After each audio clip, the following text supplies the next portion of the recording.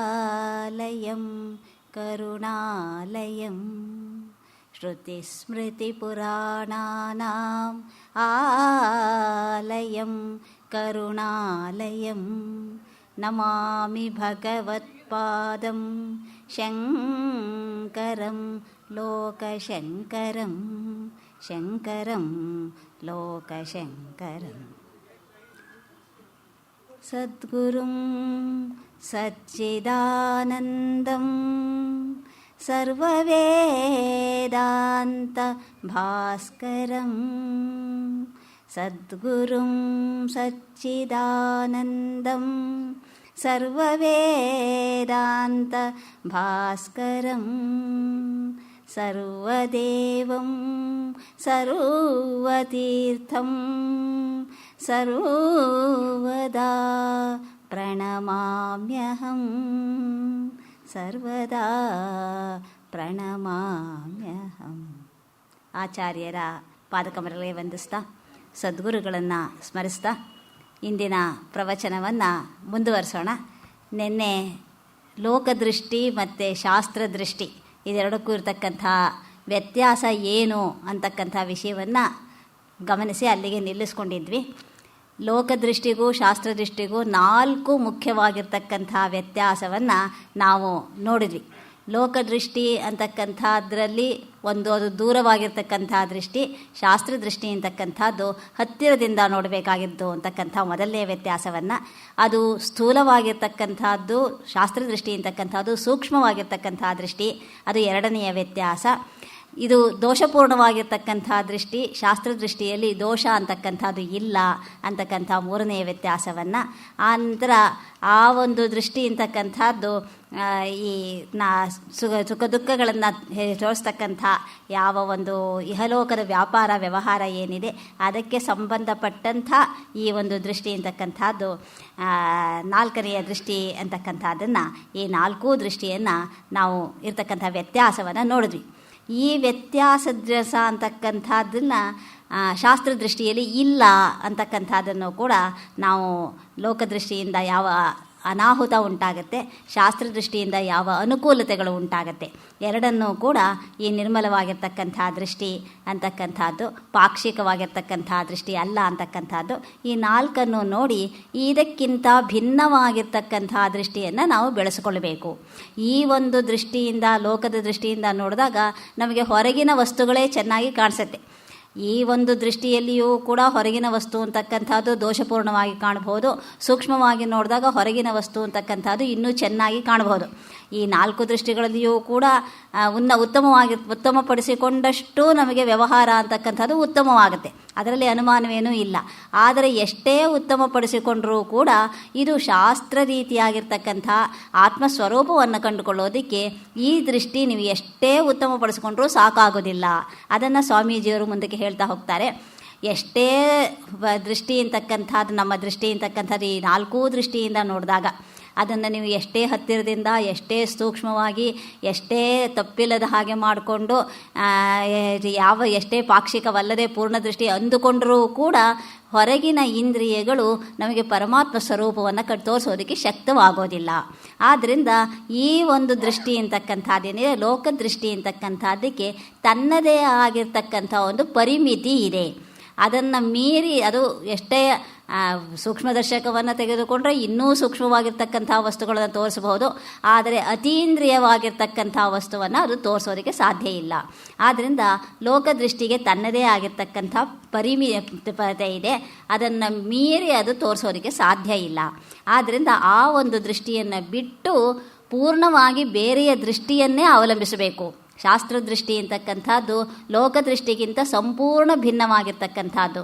ಲೋಕದೃಷ್ಟಿ ಅಂತಕ್ಕಂಥದ್ದು ಹೊರಗಡೆಯೇ ನೋಡ್ತಾ ಇರ್ತಕ್ಕಂಥ ದೃಷ್ಟಿ, ಅದನ್ನು ಸಂಪೂರ್ಣ ವಿರುದ್ಧ ದಿಕ್ಕಿಗೆ ತಿರುಗಿಸಿಕೊಂಡು ಆಂತರಿಕವಾಗಿರ್ತಕ್ಕಂಥ ಯಾವ ಒಂದು ಪ್ರಯಾಣ ಇದೆ, ಅಂತಹ ಪ್ರಯಾಣವನ್ನು ಮಾಡಿದಾಗ ಯಾವ ಒಂದು ವಿಶಿಷ್ಟವಾಗಿರ್ತಕ್ಕಂಥ ಅನುಭವ ಸಿಗುತ್ತೋ ಅದು ನಮಗೆ ಈ ಲೋಕದೃಷ್ಟಿಯಿಂದ ಎಷ್ಟೇ ದೂರ ಪ್ರಯಾಣ ಮಾಡಿದರೂ, ಎಷ್ಟೇ ಹೆಚ್ಚು ಪ್ರಯತ್ನ ಮಾಡಿದರೂ ಕೂಡ ಸಿಗೋವಂಥದ್ದು ಅಲ್ಲ ಅಂತ ಹೇಳಿ ಆ ಒಂದು ಮಾತನ್ನು ಹೇಳಿ ಲೋಕದೃಷ್ಟಿ ಅಂತಕ್ಕಂಥದ್ದು ಪ್ರಯೋಜನವಿಲ್ಲ ಅಂತ ಹೇಳಿದರು. ಶಾಸ್ತ್ರದೃಷ್ಟಿಗೆ ಬರ್ತಾರೆ. ಆನಂತರದಿಂದ ಶಾಸ್ತ್ರದೃಷ್ಟಿ ಅಂತಕ್ಕಂಥದ್ದು ಸುಮಾರು ಜನರಿಗೆ ಮನುಷ್ಯರಾಗಿ ಹುಟ್ಟಿರ್ತಕ್ಕಂಥವ್ರಿಗೆ ಬುದ್ಧಿವಂತಿಕೆ ಹೆಚ್ಚಾಗಿರ್ಬೋದು. ಆದರೆ ಬುದ್ಧಿವಂತಿಕೆಗೂ ಶಾಸ್ತ್ರದೃಷ್ಟಿಗೂ ವ್ಯತ್ಯಾಸ ಇದೆ ಅಂತ ಹೇಳಿ ಇಲ್ಲಿ ಸ್ವಾಮೀಜಿಯವರು ಹೇಳ್ತಾರೆ. ಬುದ್ಧಿವಂತನಾಗಿರ್ತಕ್ಕಂಥವನು ವ್ಯವಹಾರದಲ್ಲಿ ಬುದ್ಧಿವಂತನಾಗಿರ್ಬೋದು, ಹೆಚ್ಚು ಹೆಚ್ಚು ಅಂಕಗಳನ್ನು ಗಳಿಸಿ ಹೆಚ್ಚು ಒಳ್ಳೆಯ ಉದ್ಯೋಗವನ್ನು ಗಳಿಸಬಹುದು, ಬೇಕಾದಷ್ಟು ಸಂಪಾದನೆ ಮಾಡಬಹುದು, ವ್ಯಾವಹಾರಿಕವಾಗಿ ಅವನು ಉತ್ತಮ ಸ್ಥಿತಿಗೆ ಬರಬಹುದೇ ಹೊರತು ಆ ದೃಷ್ಟಿ, ಆ ಬುದ್ಧಿ ಅಂತಕ್ಕಂಥ ಚಕ್ಷುಸ್ಸೇನಿದೆ ಅದು ಶಾಸ್ತ್ರದೃಷ್ಟಿಗಿಂತ ಭಿನ್ನವಾಗಿರ್ತಕ್ಕಂಥದ್ದು. ಆದ್ದರಿಂದ ಇಲ್ಲಿ ಶಾಸ್ತ್ರದೃಷ್ಟಿಯಿಂದ ಯಾವುದನ್ನು ಹೇಳ್ತಾ ಇದ್ದಾರೋ ಆ ದೃಷ್ಟಿ ಅಂತಕ್ಕಂಥದ್ದು ಮುಖ್ಯವಾಗಿ ಶ್ರದ್ಧೆ, ಶಾಸ್ತ್ರದಲ್ಲಿ ವಿಶ್ವಾಸ, ನಂಬಿಕೆ ಅಂತಕ್ಕಂಥದ್ದು ಇರಬೇಕು. ಶಾಸ್ತ್ರದಲ್ಲಿ ಹೇಳಿರ್ತಕ್ಕಂಥ ಯಾವ ಒಂದು ಆತ್ಮಸ್ವರೂಪ ಇದೆ ಅದನ್ನು ಹೌದು ಇದೆ ಅಂತಕ್ಕಂಥ, ಅಸ್ತಿ ಅಂತಕ್ಕಂಥ ಯಾವ ಆಸ್ತಿಕ ಬುದ್ಧಿ ಇದೆ ಅಂತಹ ಆಸ್ತಿಕ ಬುದ್ಧಿ ಇರುವವರಿಗೆ ಮಾತ್ರ ಈ ಶಾಸ್ತ್ರದೃಷ್ಟಿ ಇರೋದಕ್ಕೆ ಸಾಧ್ಯ. ಯಾವುದನ್ನು ಕೂಡ ಪ್ರಶ್ನೆ ಮಾಡದೆ ನಾನು ಒಪ್ಪೋದೇ ಇಲ್ಲ ಅಂತ ಹೇಳಿ ಶಾಸ್ತ್ರದಲ್ಲಿ ಇರ್ತಕ್ಕಂಥದ್ದನ್ನು ಕೂಡ ಪ್ರಶ್ನೆ ಮಾಡ್ತಾ ಹೋದರೆ ಈ ಪ್ರಶ್ನೆ ಅಂತಕ್ಕಂಥದಕ್ಕೆ ಅಂತ್ಯವೇ ಇರೋದಿಲ್ಲ. ಸುಮ್ಮನೆ ಪ್ರಶ್ನೆಗಳೇ ಆಗುತ್ತೆ ಹೊರತು ಉತ್ತರ ಅಂತಕ್ಕಂಥದ್ದು ಸಿಗೋದಕ್ಕೆ ಸಾಧ್ಯ ಇಲ್ಲ. ಕೇವಲ ಪ್ರಶ್ನೆಗಳಿಂದ ಉತ್ತರವನ್ನು ಪಡೆದುಕೊಂಡು ನಾವು ಶಾಸ್ತ್ರದೃಷ್ಟಿಯನ್ನು, ಆತ್ಮಸ್ವರೂಪವನ್ನು ಕಂಡುಕೊಳ್ಳೋದಕ್ಕೆ ಸಾಧ್ಯವಿಲ್ಲ. ಆ ಉತ್ತರ ಅಂತಕ್ಕಂಥದ್ದು, ಪ್ರಶ್ನೆ ಅಂತಕ್ಕಂಥದ್ದು ಮೌನಕ್ಕೆ ದಾರಿ ಮಾಡಿಕೊಟ್ಟಾಗಲೇ ಅದು ನಮಗೆ ಪರಮಾತ್ಮ ಸ್ವರೂಪವನ್ನು ಕಂಡುಕೊಳ್ಳೋದಕ್ಕೆ ಸಾಧ್ಯವಾಗ್ತಕ್ಕಂಥದ್ದು. ಆದ್ದರಿಂದ ಲೋಕದೃಷ್ಟಿ ಅಂತಕ್ಕಂಥದ್ದು ಶಾಸ್ತ್ರದೃಷ್ಟಿಗಿಂತ ಸಂಪೂರ್ಣ ಭಿನ್ನವಾಗಿರ್ತಕ್ಕಂಥ ದೃಷ್ಟಿ ಅಂತ ಹೇಳಿ ಶಾಸ್ತ್ರದೃಷ್ಟಿಯಲ್ಲಿ 2 ವಿಧವನ್ನು ಹೇಳ್ತಾರೆ. ಶಾಸ್ತ್ರದ ಅಲ್ಲಿ ಅವಲಂಬನೆಯಲ್ಲಿ 2 ವಿಧ ಅಂತ ಹೇಳ್ತಾರೆ. ಒಂದನ್ನು ಪಾರಲೌಕಿಕ ದೃಷ್ಟಿ ಅಂತ ಹೇಳ್ತಾರೆ, ಇನ್ನೊಂದನ್ನು ಪಾರಮಾರ್ಥಿಕ ದೃಷ್ಟಿ ಅಂತ ಹೇಳಿ ಇಲ್ಲಿ ಹೇಳ್ತಾರೆ. ಪಾರಲೌಕಿಕ ಅಂತ ಹೇಳೋದು ಅದು ಹೇಳೋ ಹಾಗೆ ಪರಲೋಕ ಅಂತಕ್ಕಂಥದ್ದಕ್ಕೆ ಇರ್ತಕ್ಕಂಥ ದೃಷ್ಟಿ ಏನಿದೆ ಅದು ಪಾರಲೌಕಿಕವಾಗಿರ್ತಕ್ಕಂಥ ದೃಷ್ಟಿ. ಈ ನಮ್ಮ ಶರೀರ ಅಂತಕ್ಕಂಥದ್ದು, ಅದರಲ್ಲಿ ಒಂದು ಜೀವಾತ್ಮ ಅಂತಕ್ಕಂಥದ್ದು ಇದೆ. ಈ ಜೀವಾತ್ಮ ಅಂತಕ್ಕಂಥದ್ದು ಹಿಂದಿನ ಎಷ್ಟೋ ಜನ್ಮಗಳಲ್ಲಿ ಏನೇನೋ ಪಾಪವನ್ನು ಪುಣ್ಯವನ್ನು ಎಲ್ಲವನ್ನೂ ಮಾಡಿದೆ. ಆ ಪಾಪ ಪುಣ್ಯಗಳಲ್ಲೂ ಸಂಚಿತವಾಗಿ ಇರುತ್ತೆ. ಆ ಸಂಚಿತವಾಗಿರ್ತಕ್ಕಂಥ ಅದರಲ್ಲಿ ಸ್ವಲ್ಪ ಭಾಗವನ್ನು ಈ ಜನ್ಮಕ್ಕೆ ತೆಗೆದುಕೊಂಡು ಅದಕ್ಕೆ ತಕ್ಕಂಥ ಶರೀರವನ್ನು, ಅದಕ್ಕೆ ತಕ್ಕಂಥ ಕರ್ಮಗಳನ್ನು ಬ್ರಹ್ಮ, ನಾವು ಇಲ್ಲಿ ಯದ್ಧಾತ್ರ ನಿಜಪಾಲ ಪಟ್ಟಲಿಖಿತಂ ಶ್ಲೋಕಂ ಮಹದ್ವಾಧನಂ ಅಂತ ಯಾವುದನ್ನು ಕವಿ ಹೇಳ್ತಾನೋ, ನಾವು ಹುಟ್ಟುವಾಗ ನಮ್ಮ ಹಣೆಯ ಮೇಲೆ ಇಂತಿಷ್ಟು ಅಂತ ಬರೆದು ಬಿಟ್ಟಿರ್ತಾನೆ. ಆ ಬರೆದದ್ದನ್ನು ನಾವು ಈ ಜನ್ಮದಲ್ಲಿ ಅನುಭವಿಸಬೇಕು. ಈ ಒಂದು ನಂಬಿಕೆ.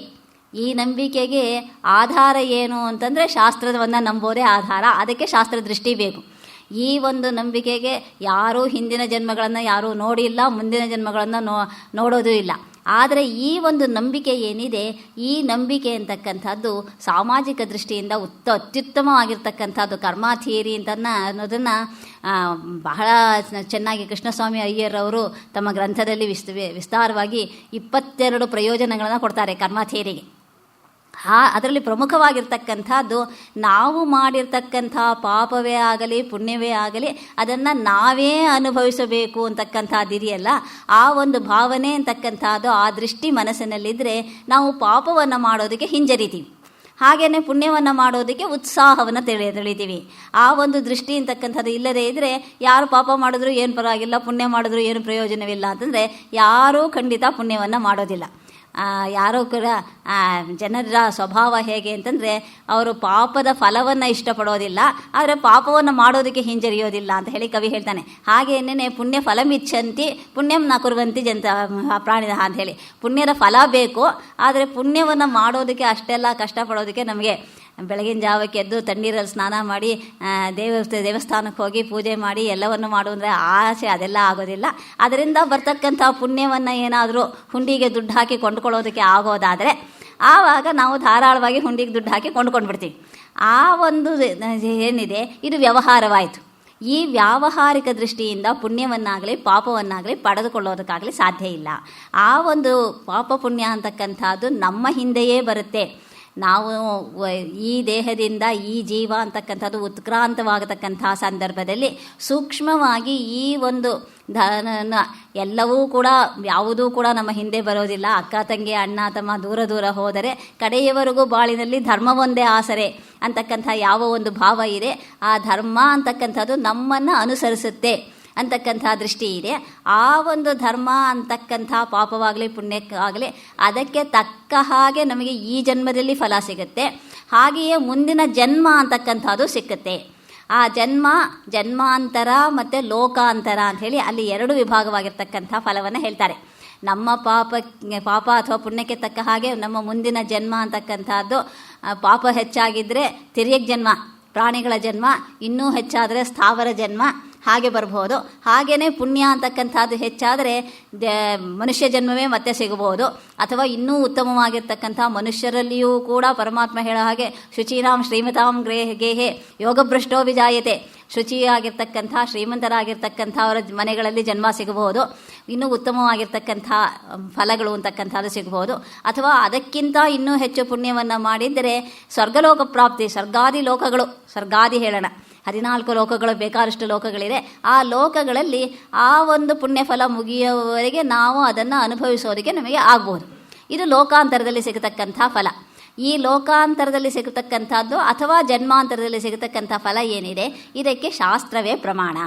ಇದಕ್ಕೆ ಬೇರೆ ಯಾವ ಪ್ರಮಾಣವನ್ನು ನಾವು ತೋರಿಸೋದಕ್ಕೆ ಇಲ್ಲಿ ಲೌಕಿಕವಾಗಿರ್ತಕ್ಕಂಥ ದೃಷ್ಟಿಯಲ್ಲಿ ನಾವು ನಿನ್ನೆ ಹೇಗೆ ಒಂದೊಂದಕ್ಕೂ ಉದಾಹರಣೆಗಳನ್ನು ಕಂಡುಕೊಂಡು ಫಲವನ್ನು ಹೇಳಿದ್ವೋ, ಹಾಗೆ ಈ ಶಾಸ್ತ್ರ ದೃಷ್ಟಿಗೆ ಫಲವನ್ನು ಉದಾಹರಣೆಗಳ ಮೂಲಕ ಹೇಳೋದಕ್ಕೆ ಸಾಧ್ಯ ಇಲ್ಲ. ಇದನ್ನು ಯಾವ ಪ್ರಮಾಣದಿಂದಲೂ ಪ್ರಮಾಣೀಕರಿಸುವಂತಂದರೆ ಆಗೋದಿಲ್ಲ. ಯಾವ ಒಂದು ಕಣ್ಣಿಗೆ ಇಂದ್ರಿಯಗಳಿಗೆ ಗೋಚರವಾಗದೇ ಇರತಕ್ಕಂಥ ವಿಷಯ ಇದೆಯೋ ಅದಕ್ಕೆ ಶಾಸ್ತ್ರ ಒಂದೇ ಪ್ರಮಾಣ. ಶಾಸ್ತ್ರವನ್ನು ಮಾಡಿರುವುದೇ ಆ ಉದ್ದೇಶದಿಂದ. ಇಂದ್ರಿಯಗಳಿಗೆ ಗೋಚರವಾಗತಕ್ಕಂಥ ವಿಷಯವಾದರೆ, ಎಲ್ಲರಿಗೂ ಕಾಣ್ತಕ್ಕಂಥದ್ದಾದರೆ ಎಲ್ಲರೂ ಕಂಡದ್ದನ್ನು ಕಿವಿಯಲ್ಲಿ ಹೇಳಿದ್ರು ಅಂತಕ್ಕಂಥದಕ್ಕೆ ಅರ್ಥ ಇಲ್ಲ. ಎಲ್ಲರಿಗೂ ಗೊತ್ತಿರ್ತಕ್ಕಂಥದ್ದನ್ನು ಕಿವಿಯಲ್ಲಿ ಹೇಳಬೇಕಾದ್ದೇನೂ ಇಲ್ಲ. ಹಾಗೆ ಎಲ್ಲರಿಗೂ ಗೊತ್ತಿರ್ತಕ್ಕಂಥದ್ದನ್ನು ಪ್ರಮಾಣೀಕರಿಸಬೇಕಾದ್ದೇನೂ ಇಲ್ಲ. ಕಣ್ಣಿಗೆ ಕಾಣ್ತಕ್ಕಂಥ ವಿಷಯಕ್ಕೆ ಮುಂಗೈಯ ಕಡಗಕ್ಕೆ ಮುಕುರವೇತಕೆ, ಕೈಯಲ್ಲಿರ್ತಕ್ಕಂಥ ಕಡಗವನ್ನು ನೋಡ್ಕೊಳ್ಳೋದಕ್ಕೆ ಕನ್ನಡಿಯ ಅವಶ್ಯಕತೆ ಇಲ್ಲ. ಅದಕ್ಕೆ ಪ್ರಮಾಣದ ಅವಶ್ಯಕತೆ ಇಲ್ಲವೇ ಇಲ್ಲ. ಪ್ರಮಾಣದ ಅವಶ್ಯಕತೆ ಇರತಕ್ಕಂಥದ್ದು ನಮಗೆ ಅತೀಂದ್ರಿಯವಾಗಿರ್ತಕ್ಕಂಥ ವಿಷಯಗಳಿಗೆ. ಆದರೆ ಅತೀಂದ್ರಿಯವಾಗಿರ್ತಕ್ಕಂಥ ವಿಷಯಗಳಿಗೆ ಪ್ರಮಾಣವೇ ಇಲ್ಲ. ಇಲ್ಲಿ ಹೇಗೆ ಅಂತಂದರೆ, ಯಾವುದಕ್ಕೆ ಪ್ರಮಾಣ ಇದೆಯೋ ಅದು ಅದಕ್ಕೆ ಬೇಕಿಲ್ಲ. ಯಾವುದಕ್ಕೆ ಪ್ರಮಾಣ ಇಲ್ಲವೋ ಅಲ್ಲಿ ಬೇಕೋ ಅದರ ಪ್ರಮಾಣವೇ ಇಲ್ಲ. ಆದ್ದರಿಂದ ಶಾಸ್ತ್ರೀಯವಾಗಿರ್ತಕ್ಕಂಥ ಯಾವ ಒಂದು ಶಾಸ್ತ್ರ ದೃಷ್ಟಿಯಲ್ಲಿ ಪಾರಲೌಕಿಕವಾಗಿರ್ತಕ್ಕಂಥ ದೃಷ್ಟಿ ಅಂತಕ್ಕಂಥದ್ದಿದೆ, ಇದಕ್ಕೆ ಯಾವುದೇ ಪ್ರಮಾಣವನ್ನು ಹೇಳೋದಕ್ಕೆ ಸಾಧ್ಯ ಇಲ್ಲ. ಶ್ರದ್ಧೆ, ನಂಬಿಕೆ ಅಷ್ಟೇ. ನಮಗೆ ಪರಲೋಕ ಇದೆ ಅಂದರೆ ಇದೆ, ಇಲ್ಲ ಅಂತ ನೀವಿದ್ರೆ ಇಲ್ಲ, ಅಷ್ಟೇನೆ. ನೀವು ಇಲ್ಲ ಅಂತಂದರೆ ಇದೆ ಅಂತ ತೋರಿಸೋದಕ್ಕಾಗಲಿ ಅಥವಾ ಇದೆ ಅಂದರೆ ಇಲ್ಲ ಅಂತ ವಿರುದ್ಧವಾಗಿ ಪ್ರಮಾಣೀಕರಿಸೋದಕ್ಕಾಗಲಿ ಯಾರಿಂದಲೂ ಸಾಧ್ಯವಾಗೋದಿಲ್ಲ. ಆದ್ದರಿಂದ ಅಂತಹ ವಿಷಯಗಳಲ್ಲಿ ಶಾಸ್ತ್ರ ಒಂದೇ ಪ್ರಮಾಣ. ಆ ದೃಷ್ಟಿ ಏನಿದೆ ಅದನ್ನು ಕೂಡ ಶಾಸ್ತ್ರ ದೃಷ್ಟಿ, ಪಾರಲೌಕಿಕವಾಗಿರ್ತಕ್ಕಂಥ ಶಾಸ್ತ್ರೀಯವಾಗಿರ್ತಕ್ಕಂಥ ದೃಷ್ಟಿ. ಶಾಸ್ತ್ರಗಳಲ್ಲಿ ಬೇಕಾದಷ್ಟು ಕಡೆಗಳಲ್ಲಿ ಹೇಳ್ತಾರೆ, ನರಕಗಳ ವರ್ಣನೆ ಬರುತ್ತೆ, ಸ್ವರ್ಗಾದಿಗಳ ವರ್ಣನೆ ಬರುತ್ತೆ.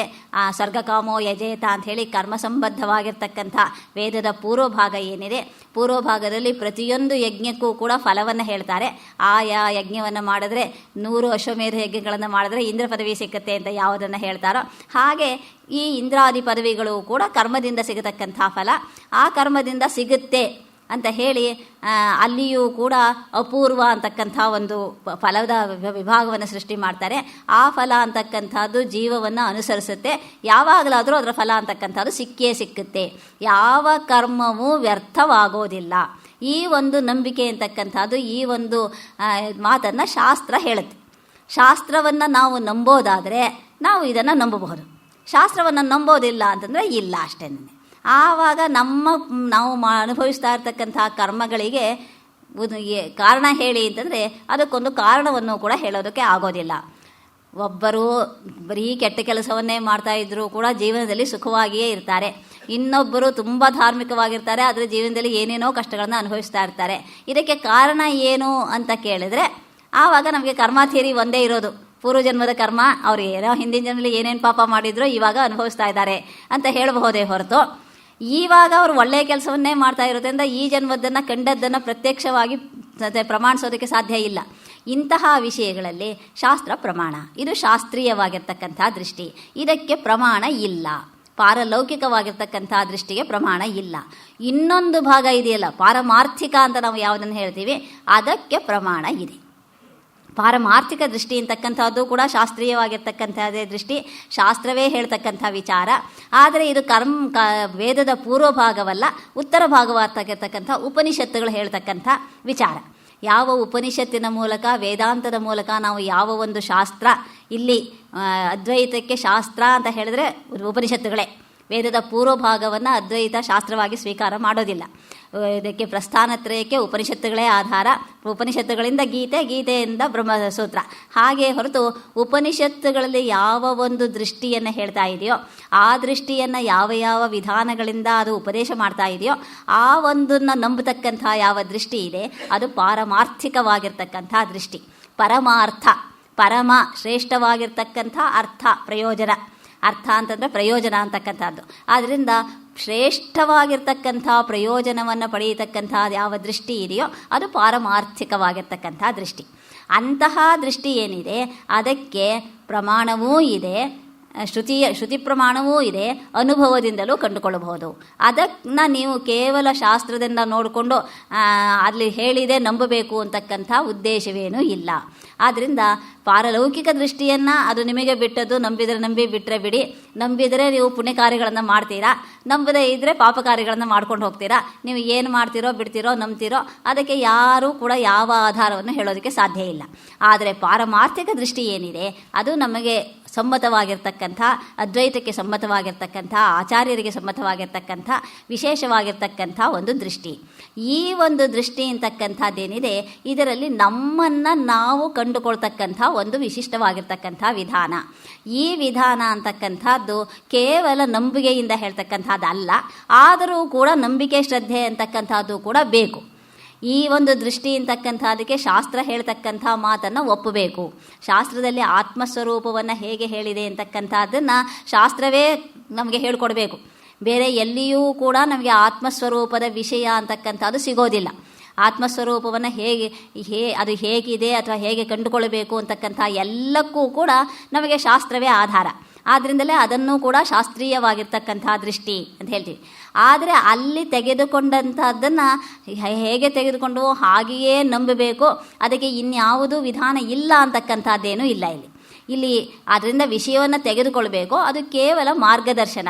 ಆ ಮಾರ್ಗದಲ್ಲಿ ನಡೆದರೆ ನೀವು ಮುಂದಕ್ಕೆ ಹೋಗ್ತೀರಿ ಅಂತ ಅದು ಹೇಳ್ತಾ ಇದೆಯೇ ಹೊರತು ನಿಮಗೆ ಪೂರ್ತಿ ಎಲ್ಲವನ್ನೂ ಸಿದ್ಧ ಮಾಡಿ ಕೈಗೆ ಪಾಕ ಮಾಡಿ ಕೊಡ್ತಕ್ಕಂಥ ವಿಧಾನ ಇಲ್ಲಿ ಇಲ್ಲ. ಇಲ್ಲಿ ಕೇವಲ ಹೇಳ್ತಾ ಇರ್ತಕ್ಕಂಥದ್ದು ಉಪದೇಶ.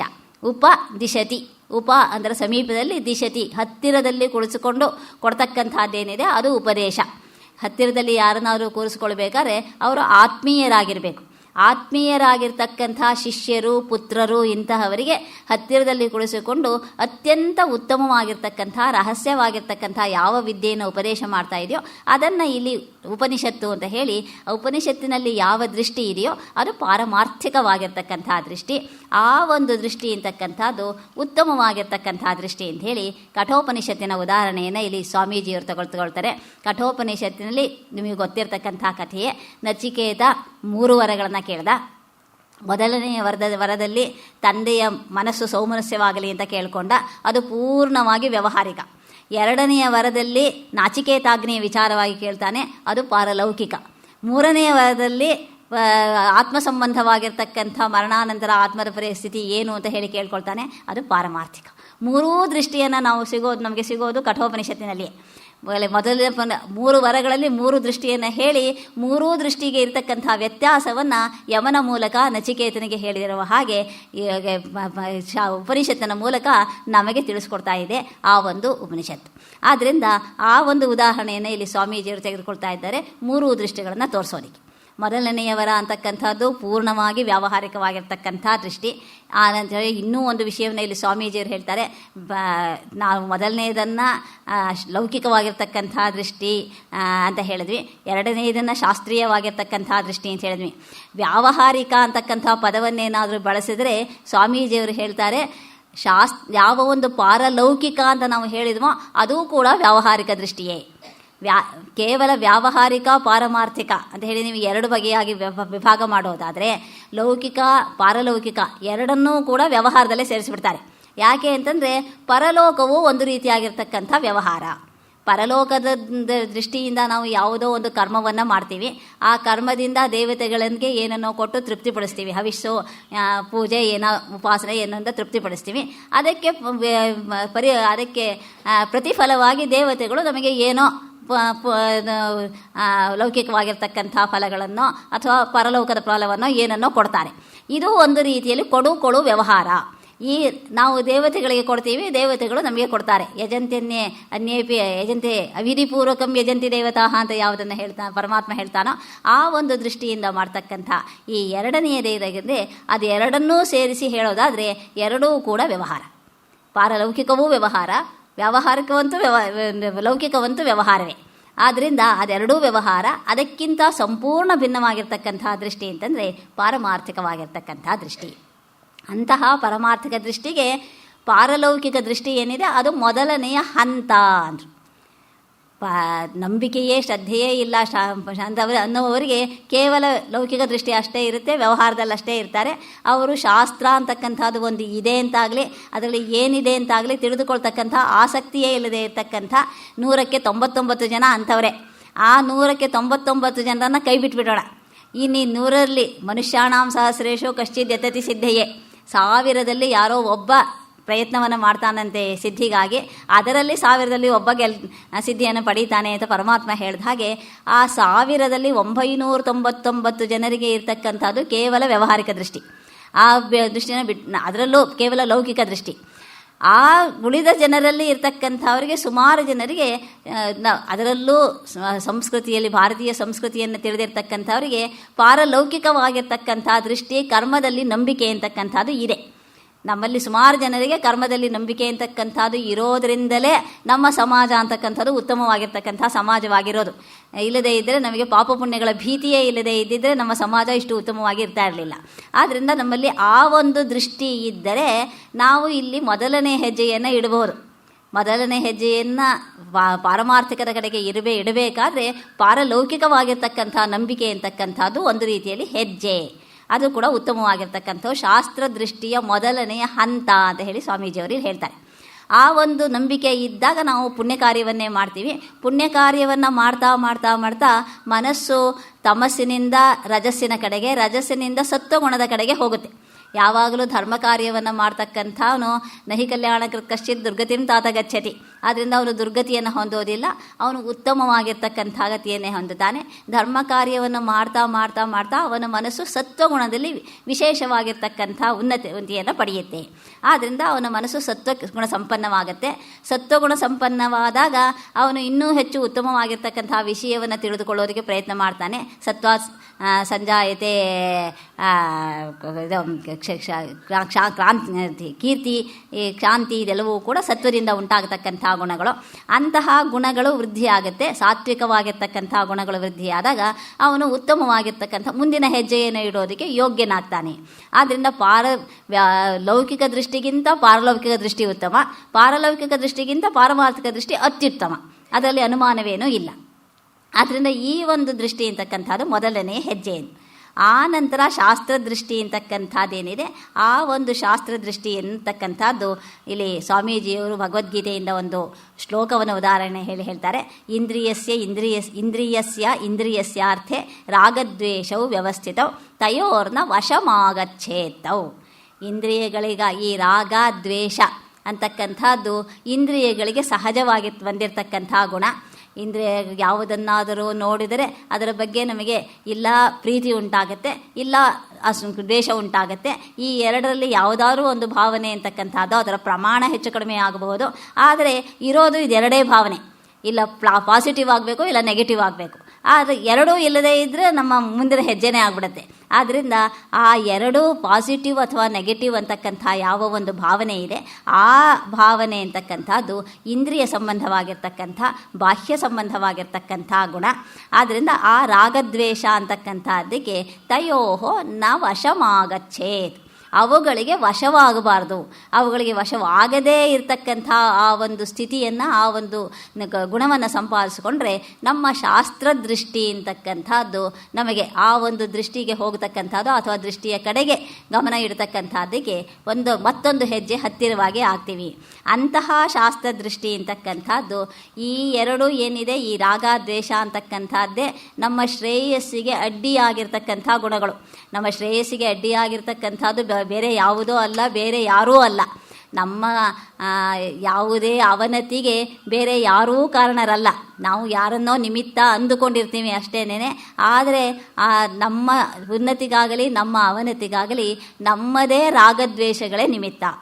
ಆದ್ದರಿಂದ ಆ ರಾಗದ್ವೇಷ ಅಂತಕ್ಕಂಥದ್ದನ್ನು ಮೀರಿದರೆ ಆವಾಗ ಈ ಹೊರಗಿನ ವಿಷಯಗಳು ಕಾರಣವಲ್ಲ, ಒಳಗಿನ ವಿಷಯಗಳೇ ಕಾರಣ. ಆದ್ದರಿಂದ ಒಳಗಿನ ಭಾಗವನ್ನು ಶುದ್ಧ ಮಾಡಿಕೊಳ್ಳಬೇಕು. ಹೊರಗಿನ ವಿಷಯದ ಬಗ್ಗೆ ನಾವು ಯಾವುದೇ ಚಿಂತೆಯನ್ನು ಮಾಡಬೇಕಾಗಿಲ್ಲ. ಇಲ್ಲಿ ಶುದ್ಧತಾಪಾದನೆಯನ್ನು ಮಾಡಬೇಕಾಗಿರ್ತಕ್ಕಂಥದ್ದು ನಮ್ಮ ಮನಸ್ಸಿಗೆ. ನಮ್ಮ ಮನಸ್ಸನ್ನು ಶುದ್ಧ ಮಾಡಿಕೊಂಡ್ರೆ ಹೊರಗಿನದೆಲ್ಲವೂ ಶುದ್ಧವಾಗಿಯೇ ಕಾಣಿಸುತ್ತೆ. ಕನ್ನಡಿ ಅಂತಕ್ಕಂಥದ್ದು ಶುದ್ಧವಾಗಿದ್ದರೆ ಅದರಲ್ಲಿ ಎಲ್ಲವೂ ಕೂಡ ಚೆನ್ನಾಗಿಯೇ ಪ್ರತಿಫಲಿಸುತ್ತೆ. ಕನ್ನಡಿ ಚೆನ್ನಾಗಿಲ್ಲದೆ ಇದ್ದರೆ ಯಾವುದನ್ನು ಅದರ ಮುಂದೆ ಇಟ್ಟರೂ ಕೂಡ ಅದರ ಚಿತ್ರ ಅಂತಕ್ಕಂಥದ್ದು ಚೆನ್ನಾಗಿ ಕಾಣೋದಿಲ್ಲ.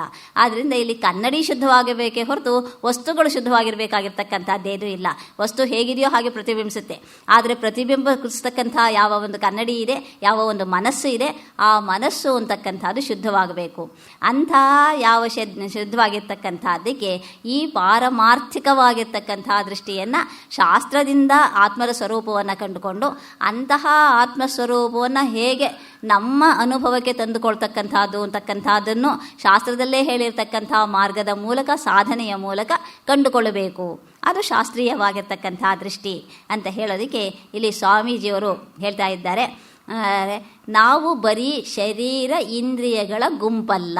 ಇದು ಶಾಸ್ತ್ರ ದೃಷ್ಟಿಗೆ ಮೊದಲನೆಯದಾಗಿ ನಾವು ಭಾವಿಸಿಕೊಳ್ಳೋದಲ್ಲ. ಇಲ್ಲಿ ಭಾವಿಸಿಕೊಂಡು ಬಿಟ್ಟರೆ ಆಗೋದಿಲ್ಲ. ಇದನ್ನು ಸಂಪೂರ್ಣವಾಗಿ ನಮ್ಮದನ್ನಾಗಿ ಮಾಡಿಕೊಳ್ಳಬೇಕು. ನಮ್ಮ ಶರೀರ ನಾನು ಅಂತ ಹೇಳಿದಾಗ ಈ ನನ್ನ ಶರೀರವಲ್ಲ, ಈ ನನ್ನ ಇಂದ್ರಿಯಗಳಲ್ಲ ಅಂತ ಸುಮ್ಮನೆ ಹೇಳಿಕೊಂಡ್ರೆ ಪ್ರಯೋಜನವಿಲ್ಲ. ಆ ಒಂದು ಭಾವ ಅಂತಕ್ಕಂಥದ್ದು ಮನಸ್ಸಿನಲ್ಲಿ ದೃಢವಾಗಿ ನೆಲೆಯಾಗಬೇಕು. ಅಂತಹ ದೃಢತೆ ಅಂತಕ್ಕಂಥದ್ದು ಆದಾಗ ಇವುಗಳಿಗಿಂತ ವ್ಯತಿರಿಕ್ತನಾಗಿರ್ತಕ್ಕಂಥ ಆತ್ಮಸ್ವರೂಪವೇ ನಾನು ಅಂತಕ್ಕಂಥ ಒಂದು ಆ ಭಾವನೆ ಬರುತ್ತೆ. ಆವಾಗ ಆತ್ಮಸ್ವರೂಪ ಅಂತಕ್ಕಂಥದ್ದು ಯಾವ ರೀತಿ ಇರಬೇಕೋ ಆ ರೀತಿಯಾಗಿರ್ತಕ್ಕಂಥ ಭಾವ ಅಂತಕ್ಕಂಥದ್ದನ್ನು ಬೇರೆ ಬೇರೆ ವಿಧಾನಗಳಿಂದ ಉಪನಿಷತ್ತಿನಲ್ಲಿ ಅನೇಕ ರೀತಿಯ ವಿದ್ಯೆಗಳ ಮೂಲಕ ಇದನ್ನು ಹೇಳ್ಕೊಡ್ತಾರೆ. ಮುಖ್ಯವಾಗಿ ಸ್ವಾಮೀಜಿಯವರಿಗೆ ಪ್ರಿಯವಾಗಿರ್ತಕ್ಕಂಥ ಅವಸ್ಥಾತ್ರಯ, ಪಂಚಕೋಶ ಇಂತಹ ಯಾವ ಒಂದು ವಿಧಾನಗಳಿದೆ, ಈ ವಿಧಾನಗಳ ಮೂಲಕ ನಿಧಾನವಾಗಿ ಆಚಾರ್ಯರು ಹೇಳಿರ್ತಕ್ಕಂಥ ಸಾಧನ ಚತುಷ್ಟಯ ಅಂತ ನಾವೇನು ಹೇಳ್ತೀವಿ, ಆ ಸಾಧನ ಚತುಷ್ಟಯದ ಮೂಲಕ ಶಾಸ್ತ್ರದೃಷ್ಟಿಯನ್ನು ದೃಢವಾಗಿ ಮಾಡಿಕೊಳ್ಬೇಕು. ಆ ಶಾಸ್ತ್ರದೃಷ್ಟಿ ಅಂತಕ್ಕಂಥದ್ದು ಹೇಗಿರಬೇಕು ಅಂತಂದರೆ ಯಾವುದೇ ಸಂದರ್ಭದಲ್ಲಿ ಅದು ಹೊರಗಡೆಗೆ ರಿವರ್ಟ್ ಆಗಬಾರ್ದು. ಯಾವ ಸಂದರ್ಭದಲ್ಲಿ ಎಷ್ಟೇ ಅಡೆತಡೆಗಳು ಬಂದರೂ ಕೂಡ ಮನಸ್ಸು ಚಂಚಲವಾಗಬಾರ್ದು, ಮನಸ್ಸು ಚಲಿಸೋದಕ್ಕೆ ಅವಕಾಶ ಕೊಡಬಾರ್ದು. ಅಂತಹ ಒಂದು ಸ್ಥಿತಿಯನ್ನು ಸಂಪಾದಿಸಿಕೊಂಡಾಗ ನಾವು ಯಾವ ನಿದ್ದೆಯಲ್ಲಿ ಯಾವ ಒಂದು ಆತ್ಮಸ್ವರೂಪವನ್ನು ಹೊರಗಿನ ವಿಷಯವೇ ಇಲ್ಲದೆ ನೋಡ್ತೀವೋ ಆ ಒಂದು, ಯಾಕೆಂದರೆ ನಮಗೆ ಸಂಪೂರ್ಣವಾಗಿ ಹೊರಗಿನ ವಿಷಯವಿಲ್ಲದೆ ಆತ್ಮಸ್ವರೂಪವಾದ ದರ್ಶನವಾಗ್ತಕ್ಕಂಥದ್ದು ಸುಷುಪ್ತಿಯಲ್ಲಿ ಮಾತ್ರ. ಈ ಒಂದು ಎಚ್ಚರದ ಅವಸ್ಥೆಯಲ್ಲಿ ಹೊರಗಿನ ವಿಷಯವೂ ಇರುತ್ತೆ, ಆತ್ಮಸ್ವರೂಪವೂ ಇರುತ್ತೆ. ಎರಡರ ಮಿಶ್ರಣವಾಗಿರೋದ್ರಿಂದ ನಮಗೆ ಅದನ್ನು ನಿತ್ಯಾನಿತ್ಯ ವಸ್ತು ವಿವೇಚನೆ ಅಂತಕ್ಕಂಥದ್ದು ನಮಗಿನ್ನೂ ಪೂರ್ಣವಾಗಿ ಬಂದಿಲ್ಲದೆ ಇರೋದ್ರಿಂದ ಯಾವುದು ನಿತ್ಯ, ಯಾವುದು ಅನಿತ್ಯ, ಯಾವುದನ್ನು ಬಿಡಬೇಕು, ಯಾವುದನ್ನು ತೆಗೆದುಕೊಳ್ಬೇಕು ಅಂತಕ್ಕಂಥದ್ರ ಬಗ್ಗೆ ನಮಗೆ ಪೂರ್ಣವಾಗಿರ್ತಕ್ಕಂಥ ಒಂದು ದೃಢತೆ ಸಿಕ್ಕೋದಿಲ್ಲ. ಆದ್ದರಿಂದ ನಮಗೆ ಆತ್ಮದ ಅನುಭವ ಅಂತಕ್ಕಂಥದ್ದು ಆಗೋದಿಲ್ಲ. ಆತ್ಮ ಇಲ್ಲ ಅಲ್ವೇ ಅಲ್ಲ, ಆತ್ಮ ಇಲ್ಲ ಅಂತಕ್ಕಂಥದ್ದು ಅದನ್ನೇ ಮುಂದೆ ಸಾಕ್ಷಿ ಸ್ವರೂಪದಲ್ಲಿ ಸ್ವಾಮೀಜಿಯವರು ಹೇಳ್ತಾರೆ. ಆತ್ಮ ಇಲ್ಲ ಅಂತಕ್ಕಂಥದ್ದು ಯಾವ ಸಂದರ್ಭದಲ್ಲಿಯೂ ಸಾಧ್ಯ ಇಲ್ಲ. ಆದರೆ ಹಿಂದೆ ಎಲ್ಲ ಸಂದರ್ಭದಲ್ಲಿಯೂ ಕೂಡ ಆತ್ಮಸ್ವರೂಪವೇ ಇದ್ದದ್ದು, ಈಗಲೂ ಕೂಡ ಅದೇ ಸ್ವರೂಪವೇ ಇದೆ, ಮುಂದೆಯೂ ಕೂಡ ಅದೇ ಸ್ವರೂಪವೇ ಇದೆ ಅಂತ ಹೇಳಿದಾಗ ಆತ್ಮಸ್ವರೂಪ ಇಲ್ಲದೇ ಇರತಕ್ಕಂಥ ಯಾವುದೇ ದೇಶವಾಗಲಿ, ಕಾಲವಾಗಲಿ, ವಸ್ತುವಾಗಲಿ ಅದನ್ನು ತ್ರಿವಿಧ ಪರಿಚ್ಛೇದ ಅಂತ ಹೇಳ್ತಾರೆ. ಈ ಯಾವುದೇ ಪರಿಚ್ಛೇದ, ವಿಭಾಗ ಅಂತಕ್ಕಂಥದ್ದು ಆತ್ಮಸ್ವರೂಪದಲ್ಲಿ ಇಲ್ಲ ಅಂತಕ್ಕಂಥದ್ದು ದೃಢವಾಗಬೇಕಾದರೆ ಈ ಒಂದು ನಿಧಾನವಾಗಿ ನಾವು ಶಾಸ್ತ್ರ ದೃಷ್ಟಿಯನ್ನು ಸಂಪಾದನೆ ಮಾಡಬೇಕು, ಪಾರಮಾರ್ಥಿಕ ದೃಷ್ಟಿಯನ್ನು ಸಂಪಾದನೆ ಮಾಡಬೇಕು. ಆ ಒಂದು ದೃಷ್ಟಿಯಲ್ಲಿ ಇರ್ತಕ್ಕಂಥ ಮುಖ್ಯವಾಗಿರ್ತಕ್ಕಂಥ ವಿಭಾಗವನ್ನು, ಎರಡು ವಿಭಾಗವನ್ನು ಇಲ್ಲಿ ಸ್ವಾಮೀಜಿಯವರು ಸೇರಿಸ್ತಾರೆ. ಒಂದು ಮಿಥ್ಯಾದೃಷ್ಟಿ, ಇನ್ನೊಂದು ಮೊದಲನೇದಾಗಿ ಮಿಥ್ಯಾದೃಷ್ಟಿ ಅಂತ ಹೇಳ್ತಾರೆ. ಈ ಒಂದು ವ್ಯಾವಹಾರಿಕ ದೃಷ್ಟಿಯನ್ನು ಯಾವ ಒಂದು ವಿಧಾನವನ್ನು ಹೇಳ್ತಾರೆ ಅದನ್ನೇ ಶರೀರಾದಿಗಳೇ ನಾವು ಅಂತಕ್ಕಂಥ ಯಾವ ದೃಷ್ಟಿ ಇದೆ ಇದನ್ನು ಮಿಥ್ಯಾದೃಷ್ಟಿ ಅಂತ ಕರೆದರು. ಪಾರಮಾರ್ಥಿಕ ದೃಷ್ಟಿಯನ್ನು ನಾವು ಸಂಪಾದನೆ ಮಾಡಬೇಕು. ಆ ಸಂಪಾದನೆ ಮಾಡ್ತಕ್ಕಂಥ ಸಂದರ್ಭದಲ್ಲಿ ನಾನು ಅಂತಕ್ಕಂಥದ್ದಕ್ಕೆ ಎರಡು ಬಗೆಯಾಗಿರ್ತಕ್ಕಂಥ ಅರ್ಥ ಅಂತಕ್ಕಂಥದ್ದು ಇಲ್ಲಿ ಬರುತ್ತೆ. ನಾನು ಅಂತಕ್ಕಂಥದ್ದಕ್ಕೆ ಪರಿಚ್ಛಿನ್ನವಾಗಿರ್ತಕ್ಕಂಥ ಅರ್ಥವೂ ಇದೆ, ನಾನು ಅಂತಕ್ಕಂಥದ್ದಕ್ಕೆ ವಿಶಾಲವಾಗಿರ್ತಕ್ಕಂಥ ಅರ್ಥವೂ ಇದೆ. ಪರಿಚ್ಛಿನ್ನವಾಗಿರ್ತಕ್ಕಂಥ ಅರ್ಥದಲ್ಲಿ ನಾನು ಅಂತಕ್ಕಂಥದ್ದನ್ನು ನಾವು ಒಂದೊಂದು ಸಲ ಒಂದೊಂದಕ್ಕೆ ಬಳಸ್ತಾ ಹೋಗ್ತೀವಿ. ಯಾವುದಾದ್ರು ಎಲ್ಲಿಗಾದ್ರೂ ಹೋಗಬೇಕು ಅಂತಂದರೆ ನಾನು ಹೋಗ್ತೀನಿ ಅಂತ ಹೇಳ್ತೀನಿ. ನಾನು ಹೋಗ್ತೀನಿ ಅಂತಂದರೆ ಇಲ್ಲಿ ನನ್ನ ಶರೀರ ಹೋಗ್ತಾ ಇದೆಯಾ ಅಥವಾ ನನ್ನ ಆತ್ಮ ಅಲ್ಲಿಗೆ ಹೋಗ್ತಾ ಇದೆಯಾ? ಈ ಒಂದು ಪ್ರಶ್ನೆ ಬಂದಾಗ ಶರೀರಕ್ಕೆ ಹೋಗೋದಕ್ಕೆ ಆಗೋದಿಲ್ಲ, ಶರೀರ ಜಡ. ಆತ್ಮ ಅಂತಕ್ಕಂಥದ್ದು ಸ್ವತಂತ್ರವಾಗಿ ಹೋಗೋದಕ್ಕೆ ಆಗೋಲ್ಲ, ಆತ್ಮನಿಗೆ ಹೋಗೋದಕ್ಕೆ ಜಾಗವೇ ಇಲ್ಲ. ಆತ್ಮ ಇಲ್ಲದೇ ಇರತಕ್ಕಂಥ ಜಾಗ ಎಲ್ಲಾದರೂ ಇದ್ದಿದ್ದರೆ ಆವಾಗ ಅದು ಹೋಗಬಹುದಾಗಿತ್ತು. ಆದ್ದರಿಂದ ಆತ್ಮನಿಗೆ ಹೋಗೋದಕ್ಕಾಗಲಿ ಬರೋದಕ್ಕಾಗಲಿ ಎಲ್ಲಿಯೂ ಬಾಹ್ಯ ಅಂತರ ಅಂತಕ್ಕಂಥದ್ದೇ ಇಲ್ಲದೇ ಇರೋದ್ರಿಂದ ಆ ಒಂದು ಜಾಗ ಅಂತಕ್ಕಂಥದ್ದು ಇಲ್ಲವೇ ಇಲ್ಲ.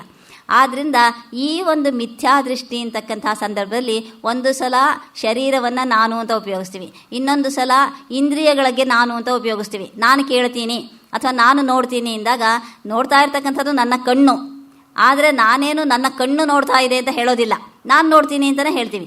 ಅದರಿಂದ ಕಣ್ಣು ಅಂತಕ್ಕಂಥದ್ರಲ್ಲಿ ನಾನು ಅನ್ನೋದನ್ನು ಅಧ್ಯಾಹಾರ ಮಾಡಿಕೊಂಡು ಕಣ್ಣನ್ನೇ ನಾನು ಅಂತ ಹೇಳಿ ಕಣ್ಣು ನೋಡಿದ್ದನ್ನು ನಾನು ನೋಡ್ತೀನಿ, ಕಿವಿ ಕೇಳಿದ್ದನ್ನು ನಾನು ಕೇಳ್ತೀನಿ, ಹೀಗೆ ಇಂದ್ರಿಯಗಳಲ್ಲಿ ನಾನು ಅಂತಕ್ಕಂಥದ್ದನ್ನು ಆರೋಪ ಮಾಡ್ತೀವಿ. ಹಾಗೇನೇ ನಾವು ಪ್ರಾಣದಲ್ಲಿ ನಾನು ಉಸಿರಾಡ್ತೀನಿ ಅಂತ ಹೇಳಿದಾಗ ನನ್ನ ಪ್ರಾಣ ಓಡಾಡ್ತಾ ಇದೆ ಉಸಿರಾಡ್ತಾ ಇದೆ ಅಂತೇನು ಹೇಳೋದಿಲ್ಲ. ಹೀಗೆ ಎಲ್ಲ ಒಂದೊಂದರಲ್ಲಿಯೂ ಕೂಡ ನಾನು ನಾನು ಅಂತ ಹೇಳಿದಾಗ ನಿಜವಾದ ನಾನು ಯಾವುದು ಅಂತಕ್ಕಂಥ ಪ್ರಶ್ನೆ ಬರುತ್ತೆ. ಶರೀರ ನಾನ, ಇಂದ್ರಿಯಗಳು ನಾನ, ಎಲ್ಲವನ್ನೂ ನಾನು ನಾನು ನಾನು ಅಂತ ಹೇಳಿದಾಗ ಎಷ್ಟು ನಾನುಗಳಿದೆ ಅಥವಾ ಈ ನಾನು ಅಂತಕ್ಕಂಥದ್ರಲ್ಲಿ ಸರಿಯಾದ ನಿಜವಾದ ನಾನು ಯಾವುದೋ ಈ ಒಂದು ಪ್ರಶ್ನೆ ಬಂದಾಗ ಒಂದೊಂದನ್ನು ವಿಚಾರ ಮಾಡಬೇಕಾಗತ್ತೆ. ಒಂದೊಂದನ್ನು ವಿಚಾರ ಮಾಡ್ತಕ್ಕಂಥ ಸಂದರ್ಭದಲ್ಲಿ ಶರೀರ ಅಂತಕ್ಕಂಥದ್ದು ಜಡ, ಶರೀರದಲ್ಲಿ ಪ್ರಾಣ ಇರುವವರೆಗೆ ಮಾತ್ರವೇ ಅದರಲ್ಲಿ ಚೈತನ್ಯ ಅಂತಕ್ಕಂಥದ್ದು ಇರುತ್ತೆ, ಇಲ್ಲದಿದ್ರೆ ಇಲ್ಲ ಅಂತಂದ ಮೇಲೆ ಶರೀರ ಅಂತಕ್ಕಂಥದ್ದು ಸ್ವತಂತ್ರವಾಗಿ ಏನನ್ನು ಮಾಡಲಾರದು. ಆದ್ದರಿಂದ ಶರೀರ ನಾನು ಅಲ್ಲ.